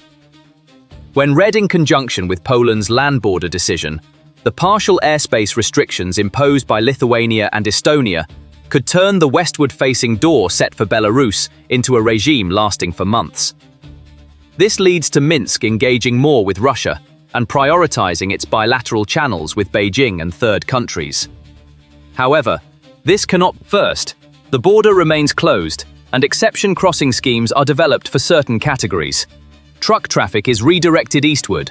Belarus's domestic market is calmed through price controls and subsidies. The market slows down but does not necessarily collapse. Second, Drone violations and reconnaissance attempts continue. NATO-Poland's joint response hardens. Belarus's border management becomes stricter. In this scenario, the feeling of being in a locked room increases within Belarus. Third, Minsk requests a commercial humanitarian corridor in backdoor contacts with EU capitals. In return, it promises technical cooperation on security and migration management. This reduces economic tension, but tests Moscow's patience.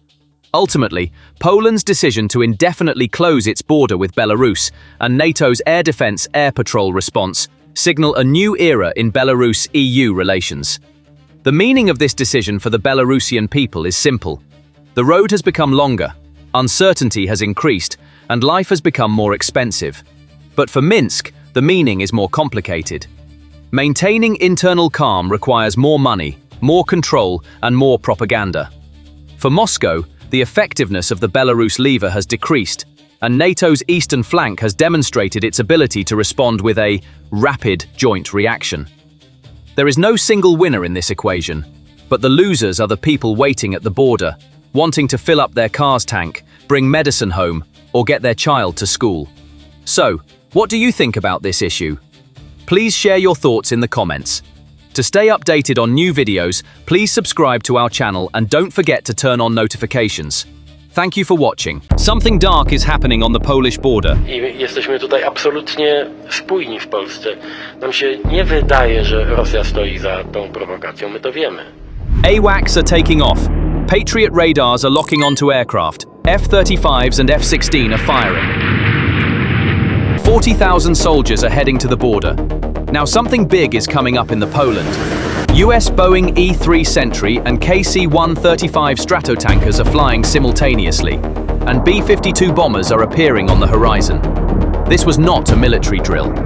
Poland's eastern border was shaken in one night, and a series of seemingly unrelated crises under different headlines converged into a single line.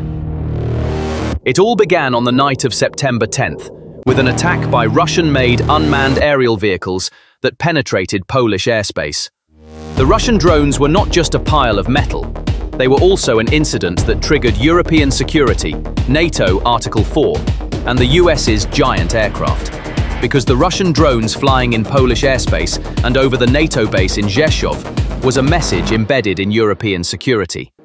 This attack could never be interpreted as a navigation error for Warsaw and NATO. Prime Minister Donald Tusk stood up in Parliament and declared that his country was at its closest point to open conflict since World War II. Ale ta sytuacja, która stawia nas wszystkich bliżej otwartego konfliktu, bliżej niż kiedykolwiek po II wojnie światowej. The Polish government immediately invoked Article 4 of the NATO treaty, initiating an urgent consultation process among alliance members. This article comes into effect if the territorial integrity or security of any NATO member is threatened. However, the issue was not limited to a defensive reflex. The chain of events suddenly turned eyes to Washington. US President Donald Trump, in statements made on Truth Social, cast a shadow over the Kremlin. "Here we go again," Trump said, explicitly targeting Russia, emphasizing that a much tougher response would follow if such violations continued. This statement, which sent Vladimir Putin into a panic, raised the question of whether it could be a prelude to invoking Article 5. The German press, Spiegel and Welt, reported that at least 5 Russian unmanned aerial vehicles were targeted at a logistics center in the Polish city of Rzeszów. This was also reflected in the preliminary investigation data. Dutch F-35s and Polish F-16 were able to shoot down Russian drones on dangerous routes. However, only 4 of the 19 drones were shot down. Patriots did not fire, despite locking onto their targets. At this very moment, large American aircraft were spotted over Poland. US Boeing E-3 Sentry and KC-135 Stratotanker aircraft arrived in the country. On the morning of September 11th, a Saab 340 AEW aircraft was also spotted over Poland. The Boeing E-3 Sentry typically flies at an altitude of approximately 10 kilometers. This allows it to monitor an airspace with a radius of over 400 kilometers and an area of 312,000 square kilometers. At this very moment, images began circulating on social media, showing B-52 bombers flying over the North Atlantic. Although official confirmations are limited, The fact that another of the bombing rotations the US has carried out repeatedly this year is directed towards Europe fits perfectly with the rhythm of strategic communication. The B-52 Stratofortress is not just a bomber, it is the password of American strategic deterrence written in the sky. Over the years in Afghanistan and Syria, B-52s have struck point targets with both long-range cruise missiles and GPS-guided bombs, serving in a wide range of missions from close air support to strategic bombing. However, the appearance of these aircraft over Europe often signifies targeting, not firing. This is more of a geopolitical echo created by visibility than the explosion of a weapon. By 2025, the US Air Force has already committed to deploying numerous bomber task forces centered in Europe. The B-1B Lancers have recently completed their missions. Now it's the B-52's turn. These missions, coordinated by the Europe-Africa Air Forces Command, are usually short-term but high-profile. The goal is not just to conduct threat analysis or reconnaissance flights, but to project deterrence energy over Allied territory. The appearance of B-52s in NATO territory does not mean an invasion or bombing preparations, but it is definitely a threshold test. These platforms can be equipped with cruise missiles with ranges exceeding 1,000 kilometers, such as JASSMER. They can exchange data instantly with Aegis combat systems. Working in tandem with tanker aircraft and AWACS early warning systems, they represent both the eyes and the fist of war. This multi-layered structure signals to the enemy that it is not a single country, but an entire alliance that will deliver a network-centric response.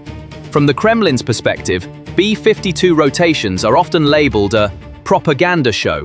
However, this belittlement does not erase the reality on radar screens. The appearance of the Stratofortress in the sky creates a vibration that cannot be ignored in intelligence circles, especially for countries participating in Baltic air policing missions. This aircraft is one of the heaviest cards in celestial diplomacy. It is a platform that supports command and control communications in airport pressure scenarios and paves the way for missile defense simulations. Therefore, the sighting of the B-52 in Europe never means the bombing is starting. The real message is, if you make a miscalculation, the result will not be a crisis you face alone. Moreover, steps to reinforce this message continue to follow one after another. UK Defence Secretary John Healey described the development as transnational threats now effectively reaching Poland, and issued a direct order to the British Army. Preparations were ordered for the deployment of Typhoon fighter jets and Skysaber air defense systems from the RAF inventory to Eastern Europe. The Skysaber is intended to create a highly effective defense shield against low to medium altitude threats with its CAMM guided missiles. The system is expected to be deployed with ground-based radar and command and control modules. According to the British government, this step means that not only Poland, but the entire Baltic line will be protected. French President Emmanuel Macron condemned the incident as absolutely unacceptable. His statement conveyed a sense of urgency that went beyond diplomatic language. Macron said he had contacted NATO Secretary-General Mark Rutte directly, and that urgent consultations were needed immediately. This contact was the first sign that the Article 4 process would evolve into a multilateral security coordination effort, not just one centered on Poland. Paris also hinted that it could contribute AWACS aircraft to provide airspace surveillance and signals intelligence support. German Defense Minister Boris Pistorius clarified Berlin's position within a clearer military framework. The drones not only violated the border, they were also clearly armed, he said, emphasizing that this attack was not merely an intelligence breach, but an action posing a kinetic threat. Pistorius announced that Berlin would give its full support in consultations under Article 4, and emphasized that the German armed forces were ready for joint air defense. In particular, the scenario of deploying German-made IRIS-T-SLM systems to the Baltic corridor may come to the fore. Ireland, despite its tradition of neutrality, has this time increased the intensity of its rhetoric. The Dublin government stated that this attack on European airspace was a transgression threatening continental security. Ireland is expected to play a role, particularly in intelligence sharing and providing technical support to NATO's communications infrastructure. Alongside collective efforts, Poland has accelerated its defense. Its striking power, air force, and energy independence are growing simultaneously. At the heart of the Air Force is the $3.8 billion F-16 Viper modernization, signed on August 13, 2025. The package includes AN/APG-83 AESA radar, mission computers, and network-centric capabilities. The goal is to link the F-16 to the same picture as the F-35s and ground elements, sharpening the first look at low-visibility targets. The fact that the modernization will be carried out at the WZL-2 Bydgoszcz facility within the country means both continuity and industrial contribution. This move is the first link in the chain that will improve the performance of the C-track document model against airspace violations. The F-35 line is the second link. Poland's first F-35A was unveiled in Fort Worth on August 28, 2024. A phased delivery plan is in place starting in 2026. This timeline, along with the Viper upgrade, will standardize 5th generation 4.5 generation coordination. The goal is to shorten the first look, first shot chain against low radar cross-section threats around Kaliningrad and Belarus. The gap is filled by the FA-50 interim solution. The first batch, in service since 2023, will be delivered between 2025 and 2028, with the Block 20 standard sharing the training and 24/7 patrol load. Wisła is in the upper layer of air defense, Naro in the middle layer. Agreements between Poland and the UK MBDA aim to produce over 1,000 CAM-ER missiles and more than 100 launchers for Naro within the country. The network is completed at short range with Pilitsa Plus. This structure establishes a layered shield for bases, cities, and mobile units during attack saturation nights. The IBCS architecture, now deployed, integrates Wisła and Naro under a single command and control system, while also simplifying data flow to NATO. The continent's upper shield is also operational. The Aegis Ashore facility in Redzikowo was declared operational and ready for alliance defense in July 2024. This thickens the protective umbrella of Poland and NATO against ballistic threats. The commissioning of the facility, which the Kremlin has objected to for years, is both a military and psychological threshold for Moscow. The first piece of bad news is here. There is no longer a blank window on the ballistic axis. The focus in the land forces is shifting to the firepower matrix. The framework agreement envisages a ceiling of up to 486 HIMARS launchers. With Yelt's chassis localization, the majority are planned to be produced domestically. In parallel, the K-series Homar K has been arriving in batches since 2023. The 72 additional launchers signed in 2024 have thickened Poland's dual-line rocket artillery architecture. This duo means the capacity to form dense salvo clusters along the Belarus border in a short time. It increases the first-hour cost for the Suwałki corridor. The second piece of bad news for the Russians is this. Single strike shock plans are losing value in the face of range and warhead flexibility. Two pillars in the armored backbone, Abrams and K2. 116 M1A1 SA entered the field. The flow of 250 M1A2 SEPV3 began.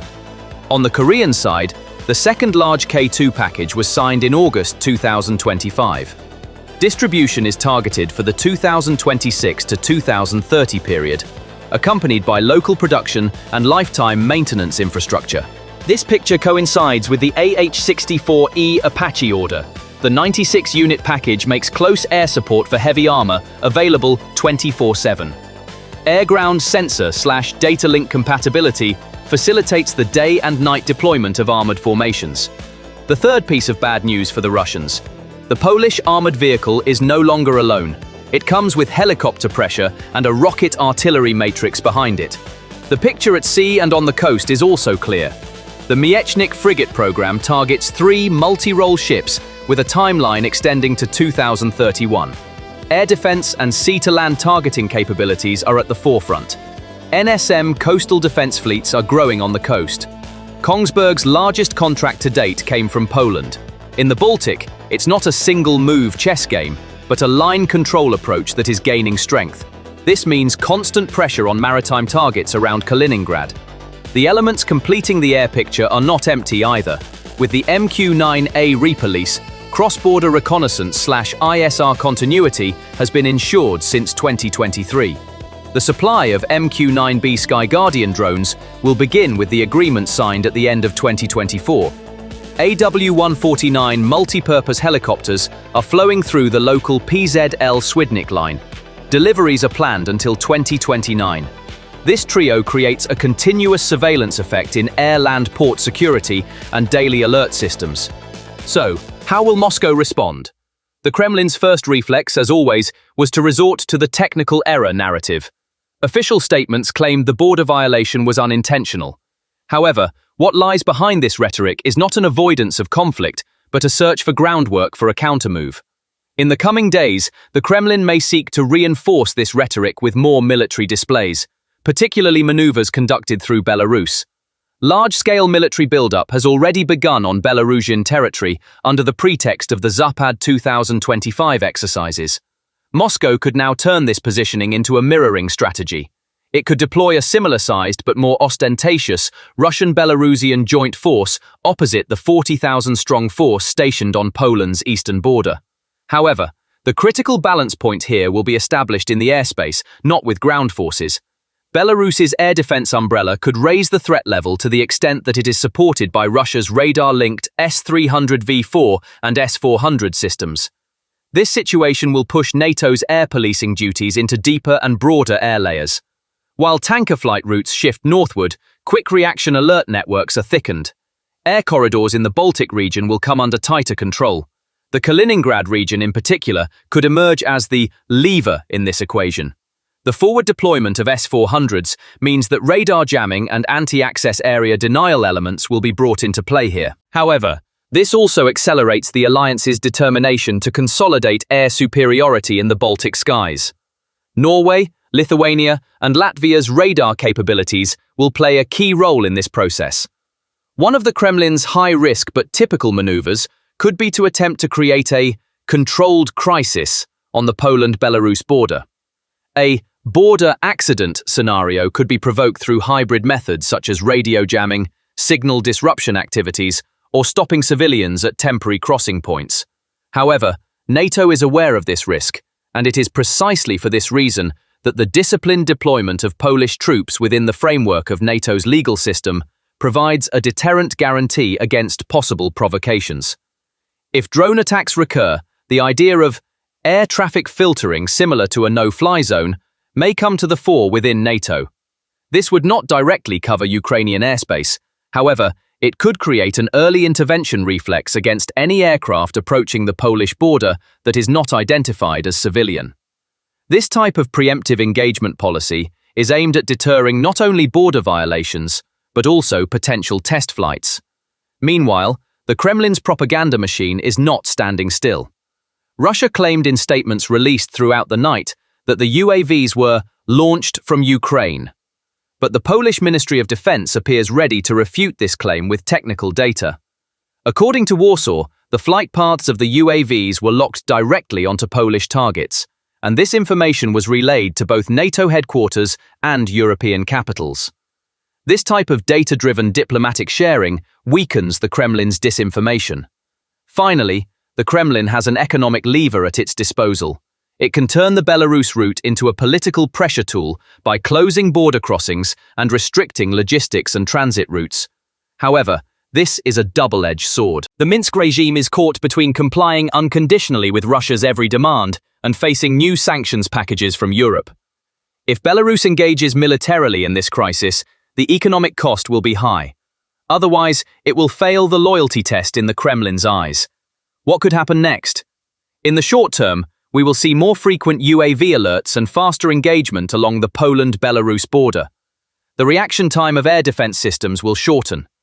In the medium term, we will see the modern integrated air defense network over Poland reinforced with Allied support, tanker AWACS CS patrols intensified, and new night protocols appearing in civil aviation documents. On the political front, we will see the EU's drone wall and sanctions agenda expanded and merged with the Ukraine dossier. On the Russian side, there will be more visible exercises and information operations around Kaliningrad and Belarus, but they will not be able to hide behind the mistake shield as easily in the air. In NATO, additional rotations are deployed to land-based air defense systems in the Baltics and Central Europe. Poland's 40,000-strong screen becomes the new normal for troop rotations. On the US front, bomber visibility settles into an intermittent but recurring rhythm. Every night of alarm, the "package ready" message is updated.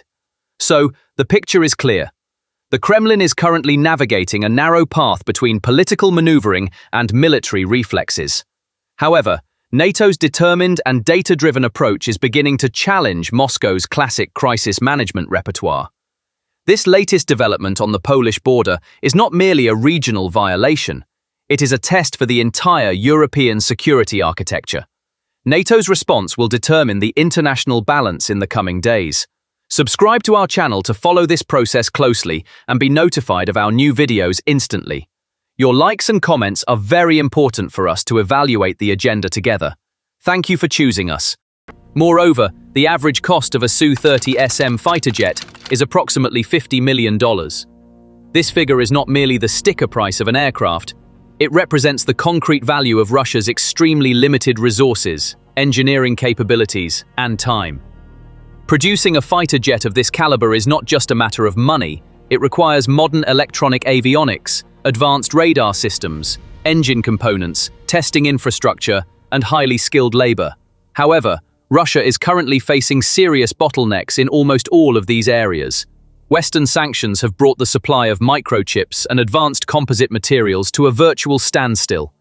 The Russian defense industry is forced to turn to secondary parts from China or lower-quality alternatives from the domestic market. This is both slowing down the production process and lowering quality. Moreover, the constant spending pressure caused by the war has disrupted budget planning.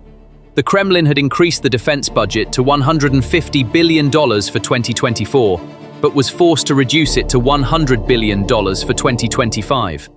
This decline weakens the ability to establish new production lines and disrupts the maintenance and repair cycles of existing lines. Immediately after the attack, Russia tried to downplay the scale of the incident. However, the fires were clearly visible in satellite data published by NASA's FIRMS system. Leaked civilian videos showed flames reaching nearly to the runway boundaries. The immediate closure of the Kerch Bridge to traffic, along with air defense alerts in Feodosia and Simferopol, highlighted the scale of the panic. Traffic on the Crimean Bridge came to a complete standstill. The queue of vehicles stretching toward the Taman Peninsula reached a record density of over 30 kilometers. Drivers were unable to move for hours. According to a statement from the bridge's press service, around 2 a.m., 1,850 vehicles attempting to enter the bridge from the Taman side were in line for manual security checks. The waiting time reached up to 5 hours. At the same time, 349 more vehicles arriving from the Kerch direction were waiting for security checks. The process on this route was faster, taking approximately 1 hour to complete. However, scanner checks took up to 7 hours in some cases. By 4 p.m., the congestion had decreased slightly. The number of vehicles in the queue dropped to 1,400, and the waiting time fell to 4 hours. Nevertheless, traffic flow in the area has almost completely come to a standstill. Authorities have stated that the delays in scanning are due to increased security concerns. In particular, Ukraine's long-range drone attacks in recent days have prompted Russia to tighten manual checks at critical infrastructure points. The Crimean Bridge is one of the places where these measures are most severely felt. The psychological repercussions of this demonstration are the other side of the coin. The latest call by Refat Chubarov, chairman of the Crimean Tatar National Assembly, clearly reveals this psychological breakdown. Chubarov said that civilians who came from Russia and settled in Crimea illegally must leave the peninsula immediately, and he recorded his message in Russian to directly target the occupiers. Специально записываю обращение на русском языке, чтобы сказанное мною было понятным гражданам России, которые незаконно пребывают на... In his statement, Chubarov said, "As you have already begun to realize, The Kerch Bridge, which was illegally built to connect occupied Crimea to Russian territory, will soon be destroyed. And you may find yourselves trapped in a kind of pocket, addressing a broad audience, including Russian citizens vacationing in Crimea, and reinforcing his call for withdrawal. We are seeing these calls yield concrete results. In April 2025, the governor of Sevastopol called for the voluntary evacuation of families with children, followed the next week by the return of railway cars from Donetsk, loaded with passengers via Kerch to Krasnodar, and posts on Russian defense blogs stating that officers' families were being relocated to Novoshakhtinsk, raising alarm bells. News reports indicate that many military families are returning to the Russian mainland in secret or in stages. As is well known, after the 2014 annexation, Russia began encouraging tens of thousands of Russian citizens to settle on the peninsula. The aim was to turn Crimea into Russian territory and change the demographic structure in its favor. According to Russia's official 2014 Crimea census results, the total population of the peninsula was reported as 2.28 million. In this census, the Russian population accounted for 67.9%, Ukrainians for 15.7%, and Crimean Tatars for 10.6%. The ethnic Russian population has risen to 1.5 million since 2014 due to migration and the arrival of military personnel and their families. However, with the war in Ukraine, the situation has changed, especially for Russian officers and their families. The families of Russian military personnel stationed in Crimea are concerned that Crimea may be targeted in a Ukrainian counter-offensive.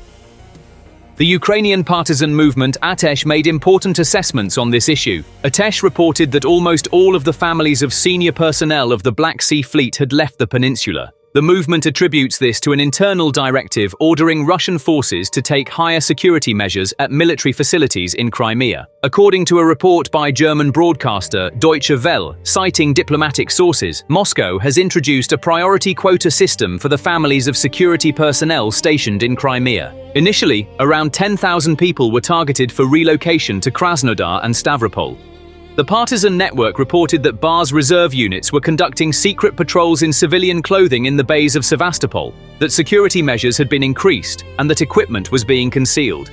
Additionally, all leave days for military personnel have been cancelled, according to a statement by an ATESH agent directly linked to air defense systems. Air defense personnel have begun evacuating their families to military camps in the southern military district. This evacuation order can be seen as a sign that the security situation in the region is critical. It is alleged that the Russian administration plans to evacuate approximately 250,000 people in the first phase, including military families, defense industry technicians, railway and port personnel, children, and the elderly. According to an analysis published by Forbes Russia, the Black Sea Fleet headquarters has 30,000 family members, half of whom have already left between May and July 2025. In addition to military personnel, ordinary Russians on the peninsula are also leaving Crimea. Reports indicate that the number of Russian citizens leaving the peninsula has reached 100,000 in recent times. This number is expected to increase further in light of recent developments. The total daily capacity for two-way traffic is 40,000 vehicles, but following the explosions in 2024, traffic on the sole remaining bridge has been reduced by half. The same situation is ongoing today. However, traffic on the peninsula remains gridlocked. The Kerch Bridge is also a risky alternative for those seeking to flee Crimea. This is because the bridge falls within the range of Storm Shadow and Attack-MS missiles. Ukraine stated in May 2025 that it is maintaining its strike and retreat capability targeting Kerch. The railway section is still limited by repairs. It has been reduced to 2 trains per hour, or 4,000 passengers. In other words, all exits from the peninsula are about to close. Novoshakhtinsk was considered a route. 50% of the Black Sea Fleet is stationed here. The fleet can carry 1,000 passengers chance landing operations with Rapacha-class landing ships, but a significant portion of the ships have been hit or are under repair. The straits are closed to warships under the Montreux Convention, but civilian ro-ro services are theoretically possible with Turkey's permission. Large passenger flights are unsafe due to the threat of UAVs and cruise missiles. There have been no scheduled flights since the summer of 2024. IL-76 sorties are being used for military strategic transport. Civilian ship passage in the Black Sea is free under the Montreux Convention, but Turkey invoked Article 19 3 days after the start of the war in March 2022, restricting the straits to the warring parties. Therefore, Russian naval assets cannot enter the area. However, Russian civilian ferries can transit from the Caucasus coast to the waters off Odessa without stopping. Turkey does not provide military escort to evacuation ships caught in the actual conflict, but can provide a pre-authorized corridor through the straits for humanitarian convoys flying the SAF-EAID/ICRC flag. Considering all this information, the evacuation of all Russians in Crimea appears to be quite challenging. In conclusion, Ukraine's latest drone attack not only eliminated a military target, but also once again declared to the world that the nature of war has changed. In the battlefield, it is no longer expensive technology that prevails, but accessible intelligence. Drones costing a few $1,000s are rendering jets, radar facilities, and ammunition depots worth millions of dollars useless in a matter of seconds. This was more than just an attack. This was asymmetric warfare itself. Ukraine is now openly challenging Russia's military infrastructure, built over decades and costing billions of dollars, with a drone worth a few months' salary. These UAVs, which cost less than a family car, can take out an entire airbase. Russia's high-tech platforms like the Su-30SM were designed for modern air combat, but when parked, they are as defenseless as a bird. This is where Ukraine's advantage lies. This is not a land grab. The issue now is doctrine, superiority, and who will define the logic of future warfare. Every jet shot down is not just a combat vehicle. It is a blow to the Kremlin's belief that it is superior in war. Every depot that burns is not just a loss of ammunition, it is a crack in the invulnerability armor that Putin's regime has presented to the public. And this is not only on the front lines, it is also creating chaos in the subconscious of the Russian people. For civilians living in semi-isolated but strategically important regions like Crimea, these attacks mean that areas once considered safe are now targets. Ukraine is no longer a passive defender, it is an active and planned threat. This new strategy, which achieves greater impact at lower cost, proves that war is won not just with weapons, but with time, resources, and psychology. At this point, Kiev has struck not only a Su-30SM, but also Russia's perception of superiority in the war. The outcome is clear. Ukraine is determined, its strategy is sharp, and the message is clear. Crimea is Ukraine.